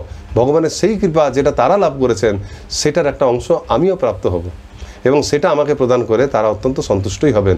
সেই জন্য আমাদের উচিত তাদেরকে সেবা করান। তার সেবার মাধ্যমেই কৃষ্ণের সেবা হয়। সরাসরি কৃষ্ণের সেবা করতে পারা যায় না। আমি যদি কৃষ্ণের একটা ছোট সেবককে সন্তুষ্ট করতে না পারি, তো কৃষ্ণকে কী করে সন্তুষ্ট করবো? কিন্তু অনেক ভক্তের মনে হয় যে আমরা দীক্ষা গ্রহণ করছি, এবার আমরা মাধুর্য রসে কৃষ্ণের লীলায় প্রবিষ্ট হব, কৃষ্ণ লীলা সম্বন্ধে ভাববো। এই ধরনের জড়জাগতিক কাজ, গ্রন্থ প্রচার, মন্দির নির্মাণ, প্রচার, এই সবের মধ্যে কেন থাকবো? আমরা দীক্ষা গ্রহণ করার পর কৃষ্ণের কথা নিয়ে আমরা ধ্যান করব, এইটাই আমাদের লক্ষ্য হওয়া উচিত। তাদের এরকম যাতে বিভ্রান্তি তাদের মধ্যে না থাকে, সেই জন্য আরেকটি উদ্ধৃতিতে বলা হচ্ছে, শিষ্য যদি ঐকান্তিকতার সঙ্গে শ্রী গুরুদেবের আদেশ পালন করেন, তাহলে তিনি তৎক্ষণাৎ বাণী বা বপুর দ্বারা পরমেশ্বর ভগবানের সঙ্গ লাভ করতে পারেন। সেটি পরমেশ্বর ভগবানকে দর্শন করার একমাত্র রহস্য। ইন্দ্রিয় তর্পণে যুক্ত থেকে এবং সেই সঙ্গে বৃন্দাবনের কোনো কুঞ্জে ভগবানকে দর্শন করার জন্য আকুল হওয়ার পরিবর্তে যদি কেবল শ্রী গুরুদেবের বাণী অনুসরণ করা যায়, তাহলে অনায়াসেই ভগবানকে দর্শন করা যায়। গুরুদেবের কথা মানছি না, আমি নিজের মন গড়া উপায়ে আমি ভক্তি করছি, আমি বসে বসে কল্পনা করছি শ্রীকৃষ্ণ ওই কুঞ্জে রয়েছে, তিনি রাসনৃত্য করছেন, আমি সেখানে দর্শন, এগুলো সব কল্পনা। এটা দর্শন নয়, এটা ভগবত দর্শন নয়। ভগবত দর্শন আপনি কৃষ্ণের দর্শন হৃদয় থেকে স্ফুরিত হবে। অত শ্রীকৃষ্ণ নাম আদি ন ভবেদ গ্রাহ্যম ইন্দ্রিয়, রূপ গোস্বামী বলছেন না যে আমাদের ইন্দ্রিয় দ্বারা, মনের দ্বারা, মনও একটা ইন্দ্রিয়, এগুলোর দ্বারা এইভাবে কৃষ্ণকে উপলব্ধি করা যায় না। কিভাবে হবে? সেবন মুখে জিহ্বাদো স্বয়মেব স্ফুরত্বদো। আমরা যখন কৃষ্ণের সেবা করতে শুরু করব, তখন আপনি আপ স্ফুরিত হবে। তো সেই সেবা গুরুদেবের মাধ্যমে যখন কৃষ্ণের সেবা হবে, আপনি থেকে সেই দর্শন আমাদের মনে হবে। কিন্তু এখনই যদি কৃত্রিমভাবে গুরু সেবা ত্যাগ করে মন গড়া উপায়ে আমি ভোগও করে যাচ্ছি বাড়িতে, আবার একই সঙ্গে বসে বসে ফাঁকা টাইমে আরামে বসে কৃষ্ণর কথা ভাবছি, নিয়ে হচ্ছে খুব দারুণ আমি ভক্তি করছি, 24 ঘন্টা তার কথাই ভাবছি, এটা সেবা নয়। এই জন্য প্রভুপাদ বলছেন এইসব ছেড়ে গুরুদেব যে বাণী প্রদান করছেন সেইটার সেবাটা করাটাই হচ্ছে প্রকৃত সেবা। সেইটার মাধ্যমে, সেই গুরুদেবের আদেশ পালনের মাধ্যমে সদ্গুরুদেবের সেই শিষ্য তার বাণী এবং বপুর দ্বারা, তার বাণী এবং বপুর মান তৎক্ষণাৎ কৃষ্ণের সঙ্গ করতে পারেন। কল্পনা জগতে কৃষ্ণ কথা ভেবেও যেটা হয় না, গুরুদেবের আজ্ঞা পালনের মাধ্যমে সেটা এক মুহূর্তের মধ্যে সম্ভব। সেটা যে পালন করছে সে উপলব্ধি করতে পারে। এই বিষয়ে 69 সালে তিনি শিল প্রভুপাদ গোবিন্দ দাসের কাছে পত্রেও লিখেছেন কিভাবে শিল প্রভুপাদের সঙ্গ লাভ সম্ভব। তিনি বলছেন, তুমি লিখেছো যে আবার তোমার আমার সান্নিধ্য লাভের ইচ্ছা হয়েছে, কিন্তু কেন এই কথা ভুলে যাচ্ছ যে তুমি সর্বদাই আমার সান্নিধ্যে আছো? আমার প্রচার কার্যে তুমি যখন সাহায্য করছো, তখন আমি সর্বদা তোমার চিন্তা করছি এবং তুমিও আমার চিন্তা করছো, এটাই প্রকৃত সঙ্গ। এখানে প্রভুপাদ বোঝাচ্ছেন, অনেক সময় শিষ্যরা গুরুদেবের গুরুত্ব বোঝেন এবং যস্য প্রসাদাৎ ভগবৎ প্রসাদাৎ, গুরুদেবের প্রসাদ লাভের জন্য সর্বদাই তার সঙ্গ পেতে চান, এটা ভালো জিনিস। কিন্তু প্রভুপাদ বলছেন, সবসময় যে সঙ্গ তার দিব্য শরীরেরই সঙ্গ হবে সেটা নয়। সঙ্গ দুই প্রকারের হয়, বপুর সঙ্গ এবং বাণীর সঙ্গ, এবং তাই সেবাও দুই রকমের হয়, গুরুদেবের বপু সেবা বা দেহের সেবা এবং তার ইচ্ছার সেবা বা বাণীর সেবা। তো প্রভুপাদ এখানে বলছেন গোবিন্দ দাসকে যে তুমি সবসময় ভাবছো কেন যে যখন সচক্ষে আমাকে চাক্ষুষ চোখের সামনে দেখছো তখনই আমার সঙ্গ করছো, এখন যখন আমি তোমার কাছে নেই তুমি তো ওইখানে নিজের ইচ্ছা পালন করছো, আমার ইচ্ছা পূরণ করছো। যখন আমার ইচ্ছা পালনের জন্য তুমি দূরে থেকে আমার সেবা করছো, শিল প্রভুপাদ নিজেও বলেছেন এই কথাটাই পরবর্তী উদ্ধৃতিতেও বলা হয়েছে যে ঐকান্তিক শিষ্যরা যেখানেই গুরুদেবের আদেশ পালন করার চেষ্টা করেন, গুরুদেব সেইখানেই উপস্থিত থাকেন। শ্রীকৃষ্ণের কৃপার বলেই তা সম্ভব হয়। আমাকে সেবা করার জন্য তোমাদের প্রচেষ্টা এবং ঐকান্তিক ভক্তিযুক্ত সমস্ত অনুভূতির মধ্য দিয়ে আমি তোমাদের সাথে আছি, ঠিক যেভাবে আমার গুরু মহারাজ আমার সাথে আছেন, এই সত্যটি তুমি সর্বদা স্মরণ রাখবে। শিলপ্রভুপাদ এখানে একই কথা বলছেন, যখন কোনো শিষ্য কোনো জায়গায় ঐকান্তিকভাবে গুরুদেবেরই খালি আদেশ পালনের জন্য রয়েছেন, তখন বুঝতে হবে তার গুরুদেবও সেইখানে অবস্থান করেন। একই সঙ্গে তিনি অন্য জায়গায় হয়তো প্রচার করছেন, কিন্তু সেইখানেও তিনি আছেন, তার বাণী রূপে আছেন, এবং কৃষ্ণের শক্তিতে এটা হয়। কারণ গুরুদেব যে বাণী প্রদান করেছেন তারও আবার উদ্দেশ্য হচ্ছে অন্তিমে গিয়ে গুরু পরম্পরার মাধ্যমে কৃষ্ণকেই সন্তুষ্ট করা। শিল প্রভুপাদ নিজের কথাও বলছেন যে আমিও কখনো আমার গুরু মহারাজকে আমার থেকে পৃথক দেখি না। শিল প্রভুপাদ একাকী যখন 69 বছর বয়সে কষ্টের মধ্যে ঠান্ডাতে সেই বিদেশে গিয়ে প্রচার করছেন, তিনি বলছেন এক মুহূর্তের জন্য আমি নিজেকে একা পাইনি, সর্বদা আমার গুরুদেবকে আমি সর্বদা আমার সঙ্গে পেয়েছি। তার গুরুদেব তার বহু পূর্বে অপ্রকট হয়ে গেছেন, কিন্তু তার বাণী রূপে তিনি সর্বদা শিল প্রভুপাদের সঙ্গে ছিলেন। সেরকম তিনি বলছেন তোমরাও এটা উপলব্ধি করার চেষ্টা করো, যখনই তোমরা আমার বাণী প্রচার করবে, আমার সেবা করবে, যেখানেই করো না কেন, বুঝবে সেখানে আমিও তোমাদের সঙ্গে রয়েছি, এটা তার তোমাদেরকে অনুভব করতে হবে। সুতরাং এখান থেকে একটা জিনিস বোঝা যাচ্ছে যে গুরু সেবার কি অপরিসীম গুরুত্ব, কিন্তু সেই সেবাটাও সবসময় যে তার শরীরে সেবা করতে হবে তা না, অনেক সময় তার কথাকে গুরুত্ব দেওয়া বা তার বাণী সেবা করাটাও আরেক ধরনের সেবা। এই জন্য এবার আমরা পরবর্তী পাঠে চলে যাব, দশম পাঠে। সেখানে গুরুদেবের বপু সেবা এবং বাণী সেবা নিয়ে খুব বিশদে আলোচনা করা হয়েছে, সেগুলি গুরুত্ব বলা হয়েছে। সেইখানে সর্বপ্রথম বলা হচ্ছে বপু মানে হচ্ছে কারোর দেহ বা শরীর, আর বাণী মানে হচ্ছে শিক্ষা ও নির্দেশনা। সুতরাং গুরুদেবের বপু এবং গুরুদেবের বাণী মানে হচ্ছে যে গুরুদেবের দিব্য শরীর, যে শরীরের মধ্যে তিনি এখন অবস্থান করছেন বর্তমানে আমাদের সামনে। আর গুরুদেবের বাণী মানে হচ্ছে তিনি আমাদেরকে যে নির্দেশ প্রদান করছেন, যে উপদেশ প্রদান করছেন। এখন এই দুটোর সেবা আমরা কিভাবে করব সেটাই আলোচ্য বিষয়। সর্বপ্রথম বলা হচ্ছে সাধুসঙ্গ সর্বশাস্ত্রে কয়, লবমাত্র সাধুসঙ্গে সর্বসিদ্ধি হয়। সমস্ত শাস্ত্রে বর্ণনা করা হচ্ছে নিমেষ মাত্র শুদ্ধ ভক্তের সঙ্গ হলে সর্বসিদ্ধি লাভ হয়। আর সেই সবচেয়ে বড় শুদ্ধ ভক্ত হচ্ছে গুরুদেব। তা গুরুদেবের সঙ্গ আমরা কিভাবে করব? তার জন্য একটা বিস্তৃত মনোভাব গ্রহণ করতে হবে, কিন্তু তবুও গুরুদেব বা জ্যেষ্ঠ বৈষ্ণবের সঙ্গে সাক্ষাৎকালে আমাদের মধ্যে কিছু এটিকেট বা সদাচার থাকা উচিত। আমরা যেহেতু কলিহত মানুষ, আমাদের স্বাভাবিকভাবে এইগুলো আমাদের অনেকেরই সংস্কৃতি নেই, কালচারে নেই, আস্তে আস্তে নষ্ট হয়ে গেছে। তো সেই জন্য সেই জিনিসগুলো আমাদেরকে আবার তুলে ধরা হচ্ছে। তো এখানে শিষ্যের সদাচার সম্বন্ধে হরিভক্তি বিলাস থেকে কিছু নিয়ম তুলে ধরা হয়েছে। এগুলো ভালো করে মনে রাখবেন এবং প্র্যাকটিক্যালি করার চেষ্টা করবেন। আমরা এক এক করে আলোচনা করি। প্রথম, গুরুদেবকে দর্শন করা মাত্র উৎপাটিত বৃক্ষের মতো দণ্ডবত প্রণাম করা উচিত। অর্থাৎ গুরুদেব যখনই সামনে আসবে সঙ্গে সঙ্গে তাকে প্রণাম করতে হবে। এই নয় যে আমি তো সকালে একবার এসেছিলেন, সকালে প্রণাম করেছি, তারপর মাঝে আর প্রোগ্রাম হয়েছে দর্শন হয়নি, আবার বিকালে গুরুদেবকে দর্শন করছি, আজ তো একবার হয়েছে। যতবারই তাকে দর্শন করব তাকে সঙ্গে সঙ্গে দণ্ডবত প্রণতি নিবেদন করা উচিত। মানে পুরুষরা তাকে অষ্টাঙ্গ প্রণাম করবে, মাতাজিরা তাদের পঞ্চাঙ্গ প্রণাম করবে। গুরুদেব যখন আসেন তখন তার সম্মুখবর্তী হওয়া উচিত এবং যখন তিনি প্রস্থান করেন তখন তাকে অনুসরণ করা উচিত। আমরা হয়তো মন্দিরে কোনো দিকে মুখে বা কোনো একটা স্থানে কোনো একটা দিকে কোনো কাজ করছি, সেই সভায় যদি গুরুদেব বা গুরুস্থানীয় কোনো ব্যক্তি যদি আসেন, সঙ্গে সঙ্গে আমার সেই কাজটা ফেলে তার সম্মুখে আসা উচিত। এবং কাজটা যদি খুব গুরুত্বপূর্ণ হয় প্রচারের সেবা, তাহলে তার থেকে অনুমতি নিয়ে আবার কাজটা করতে যাওয়া উচিত। আবার যখন তিনি সেই স্থান ত্যাগ করবেন, আমাদের উচিত তার পিছন পিছন তাকে অনুসরণ করা। গুরুদেবের অনুমতি ব্যতীত তার কাছ থেকে চলে যাওয়া উচিত নয়। গুরুদেব রয়েছেন, তার সান্নিধ্যে গেছি, একটু পরে আমার ভালো লাগছে না, উঠে চলে যাচ্ছি, এটা সম্ভব না। আমার অনুমতি নিতে হবে যে গুরুদেব আমার এই অসুবিধা হচ্ছে, আমি একটা এই স্থান থেকে যেতে চাই। কখনো অন্যমনস্ক হয়ে বা সংক্ষেপে গুরুদেবের নাম উচ্চারণ করতে নেই। সর্বদাই পরম শ্রদ্ধার সঙ্গে তার গ্রহণ করা উচিত। আমরা সাধারণ লোকের যেমন নাম নেই, সেমনি অমুক মহারাজ তমুক মহারাজ এইভাবে হালকা মেজাজে তার নাম গ্রহণ করা উচিত না। তার নামটা বলা মাত্র শিষ্যের হৃদয় যেন অপূর্ব শ্রদ্ধা জাগরিত হয়। সেই জন্য শিল প্রভুপাদের নাম বলার আগে আমরা বলি না, কৃষ্ণ কৃপা শ্রীমূর্তি শিল অভয়চরণ অরবিন্দ ভক্তেন্দ্র স্বামী শিল প্রভুপাদ।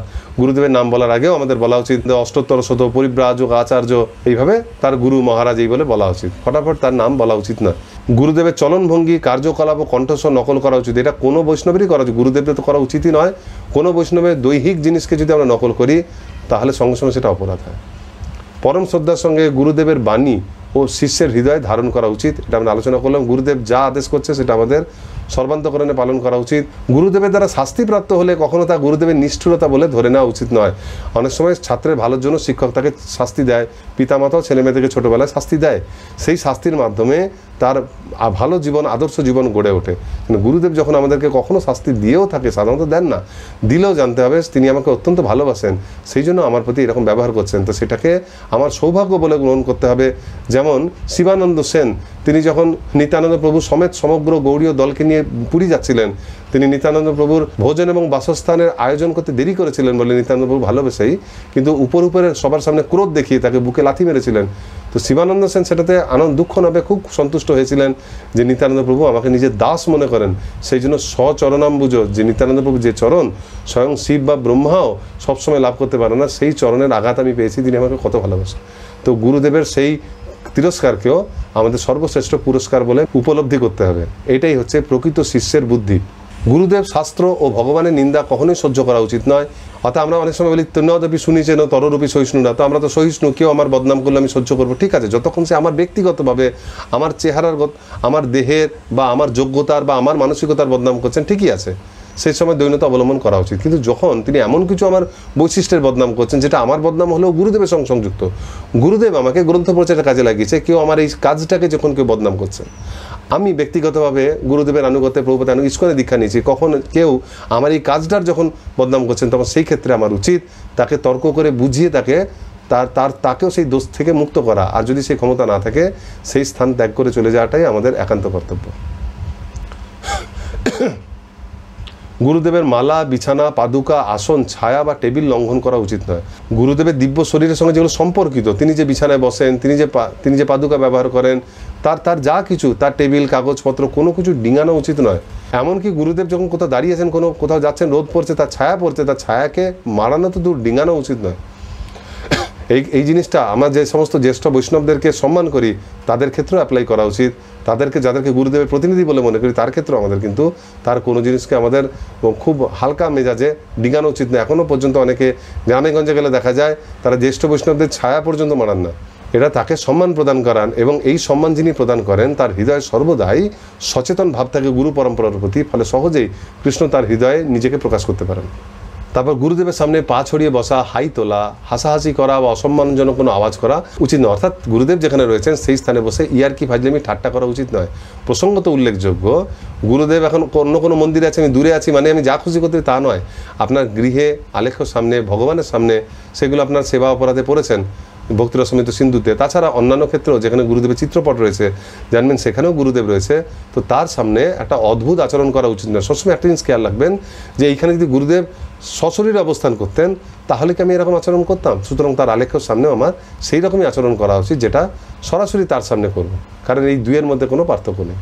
গুরুদেবের সামনে কোনো আসন বা বিছানায় বসা উচিত নয়। অর্থাৎ গুরুদেব যেখানে বসবেন সেখানে আমার কোনো উঁচু আরামদায়ক জায়গায় বসা উচিত নয়, কারণ আমি সেখানে সেবা করতে গেছি।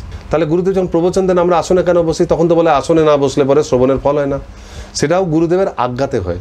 অর্থাৎ শিষ্য সরাসরি একটা আসন গ্রহণ করতে যায় না, শিষ্যের কাজ হচ্ছে গুরুদেবের সামনে গিয়ে হাত জোর করে দাঁড়িয়ে থাকা। হনুমানজি যেমন রামচন্দ্রের চরণের সামনে বসে তাতে যে কী সেবা দেবেন প্রভু, আমি সঙ্গে সঙ্গে সেই সেবা করতে দৌড়াবো। তা আমাদের সেই ভাব নিয়ে যাওয়া উচিত। তারপর গুরুদেব যদি আমাদের আজ্ঞা করেন যে এখনই আসনে বসে আমার প্রবচন শোনো, তাহলে সেক্ষেত্রে আমরা আসন গ্রহণ করে থাকি। কিন্তু স্বেচ্ছায় আমরা আসন গ্রহণ করে বা গুরুদেবের সামনে বসে গুরুদেবকে দর্শন করছি, এরকম একটা দর্শনীয় বস্তু উপভোগের মতো আমাদের মনোভাব থাকা উচিত না। এবং চেষ্টা করা উচিত গুরুদেব যেখানে বসে আছেন তার থেকে একটু নিচে অবস্থান করা। এটাই হচ্ছে দাসের মনোভাব। গুরুদেবের সামনে অন্য কারো পূজা করা উচিত না। এই কথাটা কাজে লেগে অনেক সময় সহজেই এরা বলে থাকে যে গুরুদেব বাড়িতে এসছে, সুতরাং ভগবানের আর পূজা করতে হবে না, সাক্ষাৎ ভগবান চলে এসে ভগবানকে বাদ দাও। কোনো সদ্গুরুদেব এই কথা বলেন না। এটা বলার অর্থ হচ্ছে গুরুদেবকে বাদ দিয়ে অন্য কোনো ব্যক্তিত্বকে প্রাধান্য দেওয়া উচিত না। আর দ্বিতীয়ত ভগবানের সেবার ক্ষেত্রে এই নিয়মটা কী করে লাগু হয়? কারণ আমরা যখনই ভগবানের সেবা করতে যাই সেটা শুরুই হয় গুরু পূজার মাধ্যমে। সর্বপ্রথম গুরুদেবের পূজা করেই ভগবানের অর্চন হয়। সুতরাং সেই ক্ষেত্রে গুরুদেব যখন সামনে উপস্থিত, তার পূজা করে আমরা যখন ভগবানের পূজা করি, তো সেক্ষেত্রে এই নিয়মটাও তখন ভঙ্গ হয় না। গুরুদেবের সামনে দীক্ষা, শাস্ত্রীয় ব্যাখ্যা দান বা কোনো ধরনের শ্রেষ্ঠত্ব দেখানো উচিত নয়। আমরা আগেই দেখেছি প্রভুপাদ তার শিষ্যদেরকে বলেছেন যে যখন গুরুদেব জীবিত আছেন ততদিন পর্যন্ত গুরুদেবের কাছে শিষ্যকে নিয়ে আসবে, তুমি দীক্ষা দেবে না, আমি অপ্রকট হলে তখন তোমরা দীক্ষা দেবে। এখন গুরু বলতে দীক্ষাগুরুর সঙ্গে কিছুটা কিন্তু শিক্ষাগুরুকে বোঝায়। তার সামনে গিয়ে বিশাল বিশাল বোলচাল দিয়ে দেখালাম যে আমি অনেক জ্ঞান লাভ হয়েছে, সেটা ভাবা উচিত না। আমার সবসময় নিজেকে মূর্খ ভাবাই উচিত, বা কোনো রকম শ্রেষ্ঠত্ব জাহির করা তার সামনে উচিত না। আমরা যত তাদের সামনে জাহির করব তখন তারা আমাদেরকে সব জানতা ভেবে আর দেওয়া বন্ধ করে দেবে। যত আমরা তাদের সামনে দৈন্যতা প্রকাশ করব তত তার কাছ থেকে আমি দিব্য জ্ঞান লাভ করব। গুরুদেবকে কখনোই আদেশ দেওয়া যাবে না, বরং সর্বদা তার আদেশ পালন করতে হবে। এখন বলবেন গুরুদেবের আদেশই তো পালন করি, আবার গুরুদেবকে অর্ডার কে করে? কেউ করে নাকি? করে, আমরাও করি। কীরকম অর্ডার করি? আমরা গুরুদেবের কাছে অনুরোধ করি, এবং অনুরোধটা অনেক সময় আদেশের মতোই হয়। যে ক্ষেত্রে হয় সরাসরি গুরুদেবের সঙ্গে দেখা করা যায়, আর গুরুদেবের সঙ্গে দেখা না করা হলে তার প্রতিনিধির কাছে আমরা বায়না করতে থাকি, না আমার এটা দরকার, আমার এটা দরকার, আমাকে এই সেবাটা দিতেই হবে, এটা দরকার, যে গুরুদেব আমার এটা একটু করে দিন। এটা তো আপনি চাইলেই হয়ে যাবে, আপনি একটু ওনাকে বলে দিলেই হয়ে যায়, আপনি কেন বলে দিচ্ছেন না? এগুলো এক ধরনের গুরুদেবকে আদেশ করারই সামিল হলো। গুরুদেবকেও একই ধরনের সম্মান প্রদর্শন করা উচিত। আর শেষে বলা আছে গুরুদেবের সহধর্মিনী, পুত্র এবং আত্মীয় স্বজনকে গুরুদেবের মতোই সম্মান করা উচিত, কিন্তু তার পুত্রের অভিষেক, গাত্রমার্জন, প্রাতঃপ্রক্ষালন বা উচ্ছিষ্ট গ্রহণ করা উচিত নয়। দেখুন এই পয়েন্টটা দেখলে আপনারা বুঝতে পারবেন যে কেন বলা আছে কিবা বিপ্র কিবা ন্যাসী শূদ্র কেনে নয়, যেই কৃষ্ণ তত্ত্ববেত্তা সেই গুরু। অর্থাৎ গুরু যে সবসময় সন্ন্যাসী হবে এমন কোনো কথা নয়। আদর্শ গুরু যে কোনো আশ্রম, যে কোনো বর্ণের হতে পারে। কেন বলছেন? যেমন ছিল শ্রীনিবাস আচার্য, রামচন্দ্র কবিরাজ গুরুদেব ছিলেন, নরোত্তম দাস ঠাকুরেরও তিনি শিক্ষাগুরু ছিলেন। তো তার 2 জন পত্নী ছিল এবং তার পুত্র কন্যাও ছিল, তো হতেই পারেন। তো সেই জন্য গৃহস্থ মানুষও গুরু হতে পারেন। তো এখানে বলা হচ্ছে যদি সেরকম গুরুদেব থাকেন, তার সহধর্মিনী, তার স্ত্রী যদি রয়েছেন, তাহলে তার স্ত্রী, পুত্র, আত্মীয় স্বজন এদেরকে আমরা সাধারণ লোক মনে করবো না যে আচ্ছা গুরুদেব তো ভগবানের প্রতিনিধি, এরা তো সাধারণ মানুষ, গুরুদেবের সঙ্গে আছে তাই সম্মান পাচ্ছে না। তাদেরকেও গুরুদেবের পরিকর হিসেবে যথেষ্ট সম্মান আমাদের প্রদান করা হয়েছে। কিন্তু বলছে গুরুদেবের ব্যক্তিগত আমরা যা সেবা করি সেই সেবাটা তার পুত্রের করতে পারি না। রাজার জায়গায় রাজা ছেলেকে যখন বসে, গুরুদেবের জায়গায় তার ছেলেকে বসে তার অভিষেক করে দিলাম, তার গাত্র মার্জন করলাম, তার উচ্ছিষ্ট, এটা হতে পারে না। সেটা ব্যক্তিগত, তাদেরকে আমরা সম্মান করব। অনেক ক্ষেত্রে দেখা যায় শিষ্যরা প্রশ্ন করে যে শিল প্রভুপাদ সমগ্র বিশ্বে প্রচার করেছে, কিন্তু তার স্ত্রী পুত্র এদেরকে আমরা ভক্তি জীবনে এতটা প্রমিনেন্টভাবে কেন দর্শন করতে পারি না? তাদেরকে শিল প্রভুপাদ কেন ভক্তি জীবনে কঠোরভাবে নিয়ে আসেননি? গৃহস্থ হিসেবে তিনি যখন তার পরিবার প্রতিপালন করেছেন, তিনি তখন আদর্শ পিতা ছিলেন। সেই অবস্থায় তিনি যদি গৃহস্থ ধর্মে পুরোপুরি থাকতেন যুক্ত, তার পক্ষে সমগ্র পৃথিবীতে প্রচার করা সম্ভব হতো না। যেমন চৈতন্য মহাপ্রভু সকলের স্বার্থে গৃহত্যাগ করেছেন।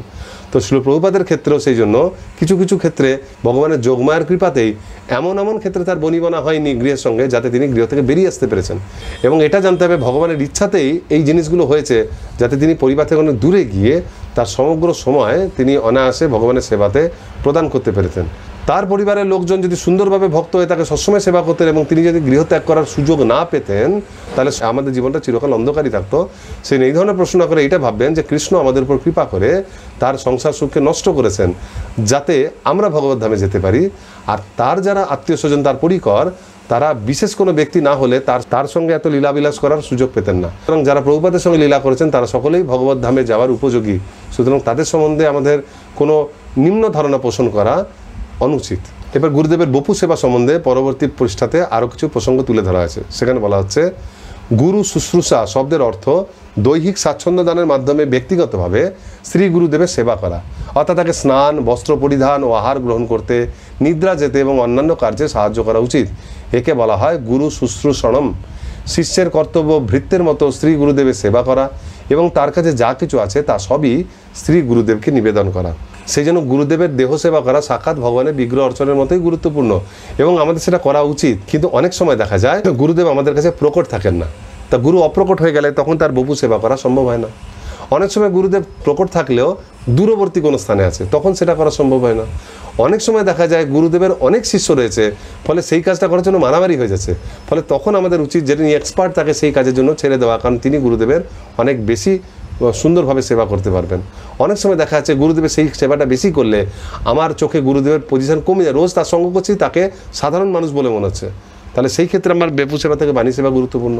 আবার অনেক সময় দেখা যায় বেশি বপু সেবা করতে গিয়ে আমার নিজের অহংকার জন্মাচ্ছে, আমি গুরুদেবের সঙ্গে সঙ্গে থাকি। তবে এইরকম অনেক কারণের জন্য আমরা বপু সেবার সঙ্গে সঙ্গে বাণী সেবাকেও বেশি গুরুত্ব দিয়ে থাকি। এইবার আমরা যে একটু আগে বলছিলাম গুরুদেবের আত্মীয় স্বজনদেরকে আমরা চিন্ময় স্তরে দেখব, তাকে সাধারণ মনে করব না। এবার তার উল্টোটা হচ্ছে, তার আত্মীয় স্বজনেরা তাকে সাধারণ মানুষ বলে মনে করছে। সেখানে বলা আছে যে পরমেশ্বর ভগবান শ্রীকৃষ্ণ বা রামচন্দ্রকে যদি কেউ সাধারণ মানুষ বলে মনে করে, তার অর্থ এই নয় যে তিনি সাধারণ হয়ে গেছেন। তেমনি ভগবানের আদর্শ প্রতিনিধি গুরুদেবের আত্মীয় স্বজনেরা তাকে সাধারণ মানুষ মনে করলেও এমন নয় যে তিনি সাধারণ মানুষ। এখন যেহেতু তারা স্নেহবশত তাকে দেখছে, তিনি কারোর ভাই, কারোর দাদা, পূর্বাশ্রমে কারোর প্রতি বা বর্তমানেও কারোর প্রতি, বা তিনি কারোর পুত্র, তো এইরকম গুরুদেব আরও অন্যান্য কোনো না কোনো কারোর না কারোর পরিবারের মাধ্যমেই তিনি জন্মগ্রহণ করেছেন। তাদের সঙ্গে তার সম্পর্ক, কেউ তার ছেলেবেলার বন্ধু, তারা তাকে এতটা গুরুত্ব দিয়ে নাও দেখতে পারে। যেহেতু তারা তাকে অন্য দৃষ্টিতে দেখছে, তারা তাকে নিজেদের মতোই মনে করবে। কিন্তু তারা সেটা করলো, আমাদেরকে মনে রাখতে হবে যে এই গুরুদেবের তত্ত্ব তারা জানে না। তারা যাকে নিজের আত্মীয় বলে মনে করছে, নিজের ভাই বন্ধু বলে মনে করছে এবং সাধারণ মানুষ ভাবছে, তিনি পরমেশ্বর ভগবানের কত প্রিয়। আমি এত সৌভাগ্যবান যে এনার কৃপায় আমি সেটা জানতে পেরেছি এবং এনার সেবার মাধ্যমে আমি পরমেশ্বর ভগবানের সেবা করতে পারছি। এইটা ভেবে এই রকম চিন্তাভাবনা আমার মনে রাখতে হবে। গুরুদেবের কোনো আত্মীয় তার সঙ্গে সাধারণ আচরণ করেছে, সেইটা দেখে আমি যদি ভাবি আচ্ছা তার মানে গুরুদেব সাধারণই, কারণ তার ভাই এসেছিল বা তার বোন এসেছিল বা তার বন্ধু এসেছিল, তারা তাকে এরকম সম্বোধন করে দিয়েছে, তার মানে গুরুদেব সাধারণ মানুষ না। তারা জানে না বলে এইরকমটা করেছে। সেই জন্য গুরুদেবের বপুকে আমাদের চিন্ময় মনে করে, তার অস্তিত্বকে চিন্ময় মনে করে তাকে সেইভাবেই সম্মান করা উচিত। আর শুধু গুরুদেবকেই নয়, যে আমি শিল প্রভুপাদের একজন প্রতিনিধিকে গুরুদেব বলে গ্রহণ করেছি, শিল প্রভুপাদের আরও অনেক প্রতিনিধি আছে, তার গুরু ভাই যত, এবং অনেকের যারা গুরু নন কিন্তু গুরুদেবের গুরু ভাই অর্থাৎ শিল প্রভুপাদের শিষ্য, আমাদের সকলকে, গুরুদেবের যতজন গুরু ভাই বোন আছে সকলকে সমান দৃষ্টিতে সম্মান করা উচিত। এখানে বলা হচ্ছে শ্রী অদ্বৈত আচার্য প্রভু এবং শ্রী চৈতন্য মহাপ্রভু দীক্ষাগুরু ঈশ্বরপুরী দুজনেই ছিলেন শ্রীপাদ মাধবেন্দ্র পুরীর শিষ্য। মাধবেন্দ্র পুরী ছিলেন নিত্যানন্দ প্রভুরও গুরু। এইভাবে শ্রী চৈতন্য মহাপ্রভুর ক্ষুল্ল তাঁত রূপে কাকা গুরু রূপে অদ্বৈত প্রভু সর্বদাই পূজনীয় ছিলেন, কারণ গুরুদেবের গুরু ভ্রাতাগণকে গুরুদেবের মতোই সম্মান করা উচিত। মানে মহাপ্রভু গুরুদেব ঈশ্বরপুরী তিনি দীক্ষা নিয়েছেন মাধবেন্দ্র পুরীর কাছে, আর অদ্বৈত প্রভু মাধবেন্দ্র পুরীকে দীক্ষা নিয়েছেন। ফলে চৈতন্য মহাপ্রভু অদ্বৈত প্রভুকে নিজের গুরুদেবের গুরু ভাই বা গুরু রূপে দেখতেন, সেজন্য তিনি তাকে প্রণাম করতেন। অদ্বৈত প্রভু তা ভালো লাগতো না। নিত্য সম্পর্কে মহাপ্রভু সকলের গুরু হলেও তিনি এখানে অদ্বৈত প্রভুকে বিশেষভাবে গুরুর মতো সম্মান করে এটা দেখিয়েছেন যে নিজের গুরু ভাইকেও একই রকম সম্মান করা উচিত। তা আপনাদেরও সেটা করতে হবে। আপনি যদি গুরু ভাইকে অবজ্ঞা করেন, খালি গুরুদেবকে সম্মান করেন, গুরুদেব সন্তুষ্ট হবেন না। যেমন শিল প্রভুপাদের জীবদ্দশায় তার কিছু গুরু ভাইয়ের সঙ্গে তার অনেক সময় কথা কাটাকাটি হতো প্রচারের ব্যাপারে, তারা প্রভুপাদের অনেক সিস্টেম পছন্দ করতেন না, কিন্তু প্রভুপাদ প্রত্যেকবার বলেছে যে তারা আমার সঙ্গে এরকম কথা বলতে পারে, আমি তাদের উপর রাগ করতে পারি, আমি যা কিছু করতে পারেন, তারা আমার গুরু ভাই, কিন্তু তোমরা কখনো তাদের সমালোচনা করবে না, তাদের পথকে গ্রহণ করতে হবে না, কিন্তু তোমরা তাদেরকে সবসময় সম্মান দেবে, মনে মনে তাদেরকে জ্যেষ্ঠ বৈষ্ণব গুরুর মতোই তাদেরকে সম্মান করবে। কেন এই সম্মানটা করতে হবে? কারণ সেটা শাস্ত্র থেকে একটা উদ্ধৃতি দিয়ে বলা হচ্ছে। সেখানে মহাপ্রভু সনাতন গোস্বামীকে বলছেন, প্রিয় সনাতন, যদিও তুমি জগৎ পাবন, যদিও তোমার স্পর্শে দেবতা এবং মুনিরাও পবিত্র হন, তবুও ভক্তের স্বভাব হলো মর্যাদা রক্ষা করা, মর্যাদা পালন সাধুর ভূষণ। কেউ যদি মর্যাদা লঙ্ঘন করে তাহলে লোকে তাকে উপহাস করে এবং তার ফলে তার ইহলোক এবং পরলোক উভয়ই নাশ হয়। এইভাবে মর্যাদা রক্ষা করে তুমি আমাকে অত্যন্ত সন্তুষ্ট করলে। অর্থাৎ পুরীতে থাকাকালীন একবার সনাতন গোস্বামীকে মহাপ্রভু নিজের কাছে ডেকে পাঠিয়েছিলেন প্রসাদের জন্য। তো সনাতন গোস্বামী তখন দেখছিলেন দুপুরবেলায় তার যাওয়ার দুটো রাস্তা, তো তিনি শর্টকাট রাস্তা, ছায়া রাস্তা দিয়ে না গিয়ে তিনি ঘুরে ঘুরে সমুদ্রের পাড় দিয়ে তপ্ত বালুতে হেঁটে হেঁটে দেরি করে পৌঁছেছিলেন। তখন মহাপ্রভু যখন বলছে দেরি করে কেন পৌঁছেছ, তখন বলছে আমি এই রাস্তা দিয়ে এসেছি। মহাপ্রভু তাকে দেখছে গরমে হাঁটতে গিয়ে তার পায়ে ফোসকা পড়ে গেছে, বলছে শর্টকাট রাস্তা থাকা সত্ত্বেও তুমি এই দিদি ঘুরে কেন এলে? তখন উনি বলছেন আমি ম্লেচ্ছ নবাবের জবন রাজার আমি চাকরি করেছি, আমি এমনিতেই পতিত জীবহীন, আর তাছাড়া তো আমার সারা গায়ে কন্ডুরসা হয়েছে, মানে তার রসযুক্ত ফোড়া হয়ে ঘায়ের মতো হয়েছিল। তো যে রাস্তা দিয়ে আমাকে আসতে বলছেন ওই রাস্তা দিয়ে জগন্নাথের সেবকরা পাণ্ডারা যাতায়াত করে, তো আমার দুর্গন্ধ তাদের কানে নাকে লাগতে পারে বা আমার স্পর্শ হয়ে যেতে পারে তাদের, এতে আমার পাপ হবে, সেই জন্য আমি এসেছি। তখন মহাপ্রভু বোঝাচ্ছেন যে সনাতন গোস্বামী হচ্ছেন প্রকৃতপক্ষে রাধারানীর আনুগত্য একজন মঞ্জরি। তিনি অনেক উন্নত স্তরে, জগন্নাথের সেবকরাও পূজনীয়, কিন্তু তার স্থান তারও উপরে, বৈকুণ্ঠেরও উপরে। কিন্তু তথাপি তুমি যে আচরণটা করলে এটাতে আমি খুশি হলাম, তুমি তাদের থেকে উন্নত হয়েও লোক শিক্ষা দেওয়ার জন্য যে কাজটা করলে এটাতে আমি খুব সন্তুষ্ট হয়েছি, এই বলে মহাপ্রভু তাকে আলিঙ্গন করেছিলেন। তো আমাদের এটা বুঝতে হবে, আমরা যখন মর্যাদা রক্ষা করব, আমরা হতে পারি জাগতিক গুণে কারো থেকে উন্নত হতে পারি, কিন্তু মর্যাদা অনুসারে আমরা যখন নিজেকে ছোট করে তাকে মর্যাদা দেবো, তো পরমেশ্বর ভগবান আমাদের উপর সন্তুষ্ট হবেন। সেই জন্য গুরুদেবের গুরু ভাই, তার আত্মীয় স্বজন, যাদের যেমন যেমন সম্মান দেওয়া উচিত, সকলকে আমাদের ঠিকঠাক সম্মান দিতে হবে। আমরা কীর্তন করি, সকলে সম্মান করিতে শক্তি দেহনাথ যথাযথ। গুরুদেবের কাছে প্রার্থনা করি না যে আপনাকে আমাকে শক্তি দিন, যে আমরা যেন সবাইকে সম্মান করতে পারি। সম্মান করার জন্য শক্তি লাগে, আমাদের অহংকার সেখানে বাধা দেয়। তো গুরুমাজের সেবা করার একটা সেবা হচ্ছে পরিপ্রশ্ন, তাকে প্রশ্ন করাটা একটা সেবা। সেই সম্বন্ধে এবার বলা হচ্ছে, ভাগবতের শ্রোতাগণ স্পষ্টভাবে তার অর্থ হৃদয়ঙ্গম করার জন্য প্রবক্তার কাছে প্রশ্ন করতে পারেন, তবে তা কখনোই উদ্ধত বা প্রতিদ্বন্দ্বিতার মনোভাব নিয়ে করা উচিত নয়। ভাগবতের বক্তা এবং বিষয়ের প্রতি শ্রদ্ধাশীল হয়ে বিনীতভাবে প্রশ্ন করা কর্তব্য। সেই পন্থা ভগবত গীতাতেও নির্দেশিত হয়েছে। যথার্থ তত্ত্বদ্রষ্টার কাছে বিনীতভাবে শ্রবণ করার মাধ্যমে এই অপ্রাকৃত জ্ঞান লাভ করতে হয়। তাই নৈমিষারণ্যের ঋষিগণ গভীর শ্রদ্ধা সহকারে বক্তা ছিল সুত গোস্বামীকে সম্বোধন করেছিলেন। গুরু বা গুরুস্থানীয় কেউ যিনি পাঠ প্রবচন প্রদান করছেন বা জ্যেষ্ঠ ব্যক্তি, তার কাছে আমি কখনো চ্যালেঞ্জের মতো সুরে প্রশ্ন করতে পারি না। অনেকে করেন এরকম, পাঠে সে যখন কোনো প্রশ্ন সেটা প্রশ্ন করে, আচ্ছা বলুন তো, সে কিছু জানার জন্য বলছেন, সে এমন একটা প্রশ্ন করছে, প্রশ্নটা আধ্যাত্মিক হলো, তার উন্নতির সঙ্গে যোগাযোগ নেই। আচ্ছা আপনি তো এরকম বলে দিলেন, তাহলে এইরকমটা এরকম কেন হচ্ছে? তিনি যখন সেটার উত্তরও প্রদান করেন তখন তাকে আবার পাল্টা চ্যালেঞ্জ, যদি এরকমই হতো তাহলে ভগবান, এটা এক ধরনের চ্যালেঞ্জ হয়ে যাচ্ছে। এই ধরনের মনোভাব আমাদের রাখলে চলবে না। আমাদের প্রকৃতই যদি ভগবত তত্ত্ব জানতে হয়, তো জানতে হবে যে ভগবত তত্ত্ব আমার মনে যে আমি কার্যকারণ বিচারে যে বুদ্ধির দ্বারা বুঝি, সেইটা এইভাবে বোঝা যাবে না। ভগবত তত্ত্ব হৃদয়ে স্ফুরিত হয়। আমার যতই বুদ্ধি থাকুক না কেন, উদ্ধত মনোভাব থাকলে কিছুতেই আমি সেটা বুঝতে পারবো না। সেটা বিনীত মনোভাব যদি প্রশ্ন করি, বুঝতে না পারলে প্রশ্ন করতেই পারি, তিনি যখন বোঝাবেন সেটাকে যদি আমি খুব সুন্দরভাবে গ্রহণ করার চেষ্টা করি বিনয়ের সঙ্গে, তো দেখা যাবে আমি সহজে বুঝতে পারছি। যদি তাতেও না বুঝতে পারি, বোধগম্য না হয়, তাহলে বুঝতে হবে যে কোনো কারণে এই জটিল কথা আমার মাথায় ঢুকছে না। কিন্তু কখনোই যে বক্তা ঠিকমতো বলতেই পারছে না বা তার জ্ঞান অপূর্ণ, এই ধরনের চিন্তাভাবনা রাখাটা একটা মারাত্মক অপরাধ। গুরুদেবের ক্ষেত্রে তো এটা ভাবাও যায় না। আর গুরুদেবকে আমরা যা কিছু প্রশ্ন করবো, এখনই যেটা বললাম সেটাই পরবর্তী প্রসঙ্গে বলা হচ্ছে, সব কিছু জন্য পরাবিদ্যা সংক্রান্ত হওয়া উচিত। উপদেশামৃত থেকে বলা হচ্ছে যে পরমার্থবাদীকে জিজ্ঞাসু হতে হবে, অর্থাৎ সাগ্রহে পারমার্থিক জীবন সম্বন্ধে সদ্গুরুর কাছে প্রশ্ন বা অনুসন্ধান করতে হবে। শাস্ত্রে আছে প্রশ্ন সবসময় পরাবিদ্যা সম্বন্ধে হওয়া উচিত, জিজ্ঞাসু শ্রেয় উত্তমম। উত্তমম শব্দ ব্যবহার করেছে কারণ সেই বিদ্যা জড়া অতীত। তম মানে অন্ধকার, অবিদ্যা, আর উৎ মানে অতীত। সাধারণ মানুষ মাত্রই জড় বিষয়ে অনুসন্ধিৎসু, কিন্তু জড় বিষয়ে আগ্রহী না হয়ে তারা যখন পরমার্থমুখী হবে, তখনই দীক্ষা গ্রহণ করতে পারি। যেন গুরুদেবের সম্মুখবর্তী হলে কোনো প্রশ্ন করার সুযোগ পেলে তাকে সবসময় পারমার্থিক প্রশ্ন করতে হবে, এবং যে ক্ষেত্রে গুরুদেব খুব সহজে পাওয়া যায় না, সাধারণ পারমার্থিক প্রশ্ন যেগুলো নিয়ম মাফিক, গুরুদেব একাদশীর দিন এটা খাওয়া যায় কিনা, এই ধরনের প্রশ্ন করা খুব বোকামি হবে। সেগুলো আমরা জ্যেষ্ঠ গুরু ভ্রাতার কাছ থেকেও লাভ করতে পারি। সেই জন্য জ্যেষ্ঠ গুরু ভ্রাতা বা যে কোনো ভক্তের কাছে গেলে, যিনি আমার কাছে গুরুস্থানীয়, শিক্ষাগুরুই হন না দীক্ষাগুরুই হন, তাকে সাধারণ প্রশ্ন করাটা হচ্ছে সময়ের অপচয় এবং সেটা অনুচিত। এবারের পরবর্তী অংশে তার বপু সেবার পর এবার বাণী সেবার গুরুত্ব বলা হচ্ছে। এখানে সর্বপ্রথম বলা হচ্ছে, যদিও জাগতিক দৃষ্টিতে কৃষ্ণকৃপা শ্রীমূর্তি শ্রীল ভক্তি সিদ্ধান্ত সরস্বতী ঠাকুর প্রভুপাদ 1936 সালের ডিসেম্বর মাসের শেষ দিন এই জগৎ থেকে অপ্রকট হয়েছিলেন, তবুও আমি মনে করি যে তার বাণীর মাধ্যমে তিনি সবসময় আমার সাথে উপস্থিত রয়েছেন।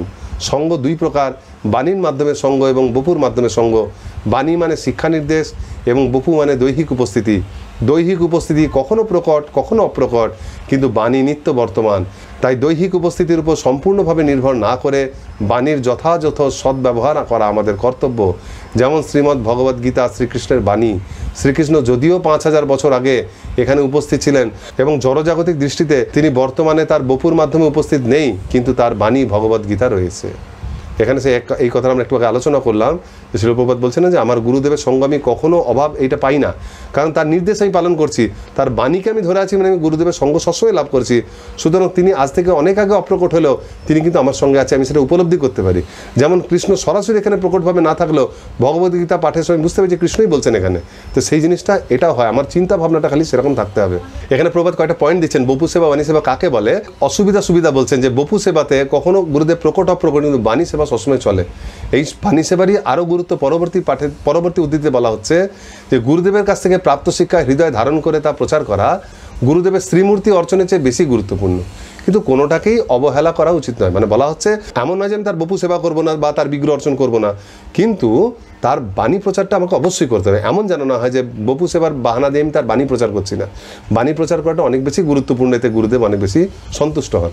এই বোঝানোর জন্য প্রভুপাদ একটা উদাহরণ দিচ্ছেন পরবর্তী ক্ষেত্রে। শতধন্যের কাছে যে পত্র লিখে সেখানে বলছেন যে আমি আমার গুরুদেবের কাছে মাত্র সারা জীবনে 4-5 বার দেখা করেছি, কিন্তু কখনো আমার মনে হয়নি যে তিনি আমার সঙ্গে নেই, কারণ আমি তার শিক্ষা অনুসরণ করছি। আর আমার অনেক গুরু ভাই সবসময় তার সঙ্গে সঙ্গে ঘুরে বেড়াতো, কিন্তু তারা কখনো তার সেবা করতে পারেনি, বরং তার সঙ্গে থেকে তাকে বিরক্তই করেছে। এখানে তিনি উদাহরণ দিচ্ছেন, রাজার সিংহাসন তাকে ছারপোকার মতো। ছারপোকা রাজাকে কখনো ছাড়তে চায় না, কারণ সে রাজার রক্তপান করতে চায়। রক্তপানের জন্য সবসময় রাজার গায়ে এঁটে থাকে, সেটা তার প্রতি ভালোবাসা নয়, বরং তাকে কষ্ট দেওয়া। কিন্তু যারা সত্যিকারের রাজার পাত্রমিত্র পার্ষদ, সত্যিকারের যারা রাজার পাত্রমিত্র, যারা ভাই বন্ধু, যারা সত্যিকারের রাজার ভালো চান, তারা সবসময় রাজার সন্তুষ্টির জন্য তারা সীমানায় গিয়ে বিদ্রোহ দমন করেন। যেখানে যেখানে ঝামেলা হলে পরে রাজা চিন্তায় পড়বে, তার কোনো চিন্তা করতে দেয় না। সেরকম আদর্শ শিষ্য গুরুদেবকে সন্তুষ্ট করার জন্য সমগ্র জায়গায় দূরবর্তী জায়গায় গিয়ে গুরুদেবের বাণী প্রচার করে আসেন। এইটা গুরুদেবের সঙ্গে বসে থেকে সুখ উপভোগ করার থেকে অনেক বেশি গুরুত্বপূর্ণ। সেই জন্য গুরুদেবের বপু সেবা গুরুত্বপূর্ণ হলেও বাণী সেবার গুরুত্ব অনেক বেশি। এবং প্রভুপাদ সেই বাণী সেবার মাধ্যমে যে সঙ্গ, সেটাকে কিন্তু প্রকৃত সঙ্গ বলেছেন। আচ্ছা, এই বিষয়ে উদ্ধবের কাছে তিনি যে পত্র লিখেছিলেন, সে এখানে তার উদ্ধৃতি দেওয়া হয়েছে, দয়া করে বিরহের মধ্যে থেকে সুখী হও। আমি সেই 1936 সাল থেকে আমার গুরুমার্জের কাছ থেকে দূরে আছি, কিন্তু আমি তখন থেকে তার সাথেই আছি, যেহেতু আমি তার নির্দেশ অনুসারে কাজ করে চলেছি। তাই পরমেশ্বর ভগবানের সন্তুষ্টি বিধানের জন্য আমাদের সকলকে একসাথে কাজ করা উচিত। ঠিক এইভাবে আমাদের বিরহের অনুভূতি দিব্য আনন্দে পরিণত হবে। প্রভুপাদ আবার একই কথা বলছেন, দূরে থেকেই তুমি আমার সেবা করে যাও, আমার বাণীর সেবা করে যাও, তাহলে আমার সঙ্গ পাবে। আমি আমার গুরুদেবের এইভাবে সঙ্গ পেয়েছি। কারণ কারো মনে হবে সে তো বুঝলাম কথার কথা, কিন্তু এখন এইখানে আমাদের সামনে যে প্রভুপাদ বা গুরুদেব কেউই নেই আমার মুখের সামনে এখন এই মুহূর্তে, তো কই আমি তার সঙ্গ কোথায় করছি? তাকে দেখতে পাচ্ছি না, তার চরণ স্পর্শ করতে পারছি না, তাকে মালা পরাতে পারছি না, কিছু তার শরীরকে শুনতে পাচ্ছি না। সঙ্গ বলতে আমরা জড় সঙ্গকে বুঝি, কিন্তু জড়জাগতিক বিচারও কোনো প্রিয়জন যদি আমার সামনে না থাকে, আমার সঙ্গে না থাকে, তখনই তার কথা বেশি মনে হয় এবং নিরন্তর তখন মন থেকে তার ছবি বা তার স্মৃতি এক মুহূর্ত সরে না। সে সামনে থাকলে অনেক সময় তাকে আমরা ভুলে যাই, কিন্তু দূরে থাকলে বারবার মনে হয়।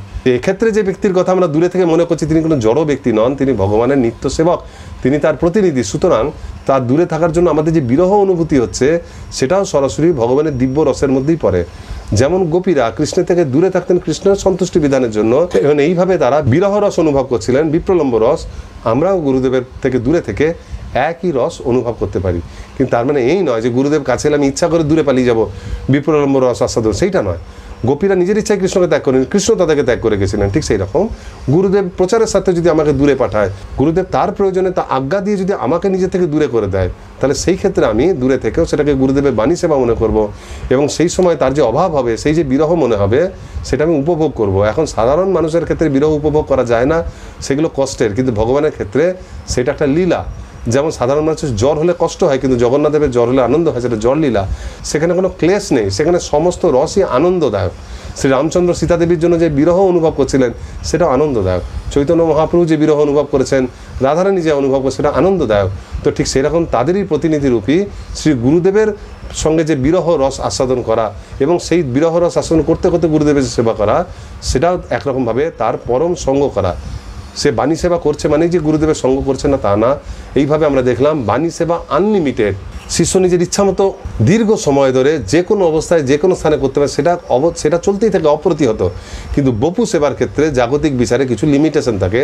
সেই জন্য গুরুদেবের বপু সেবা, বাণী সেবা দুটোই আমাদের করার চেষ্টা করতে হবে সুযোগ পেলে, কিন্তু বাণী সেবা আমাকে করে যেতেই হবে অপ্রতিহতভাবে, সেটা আমাদের চালিয়ে যাওয়া উচিত।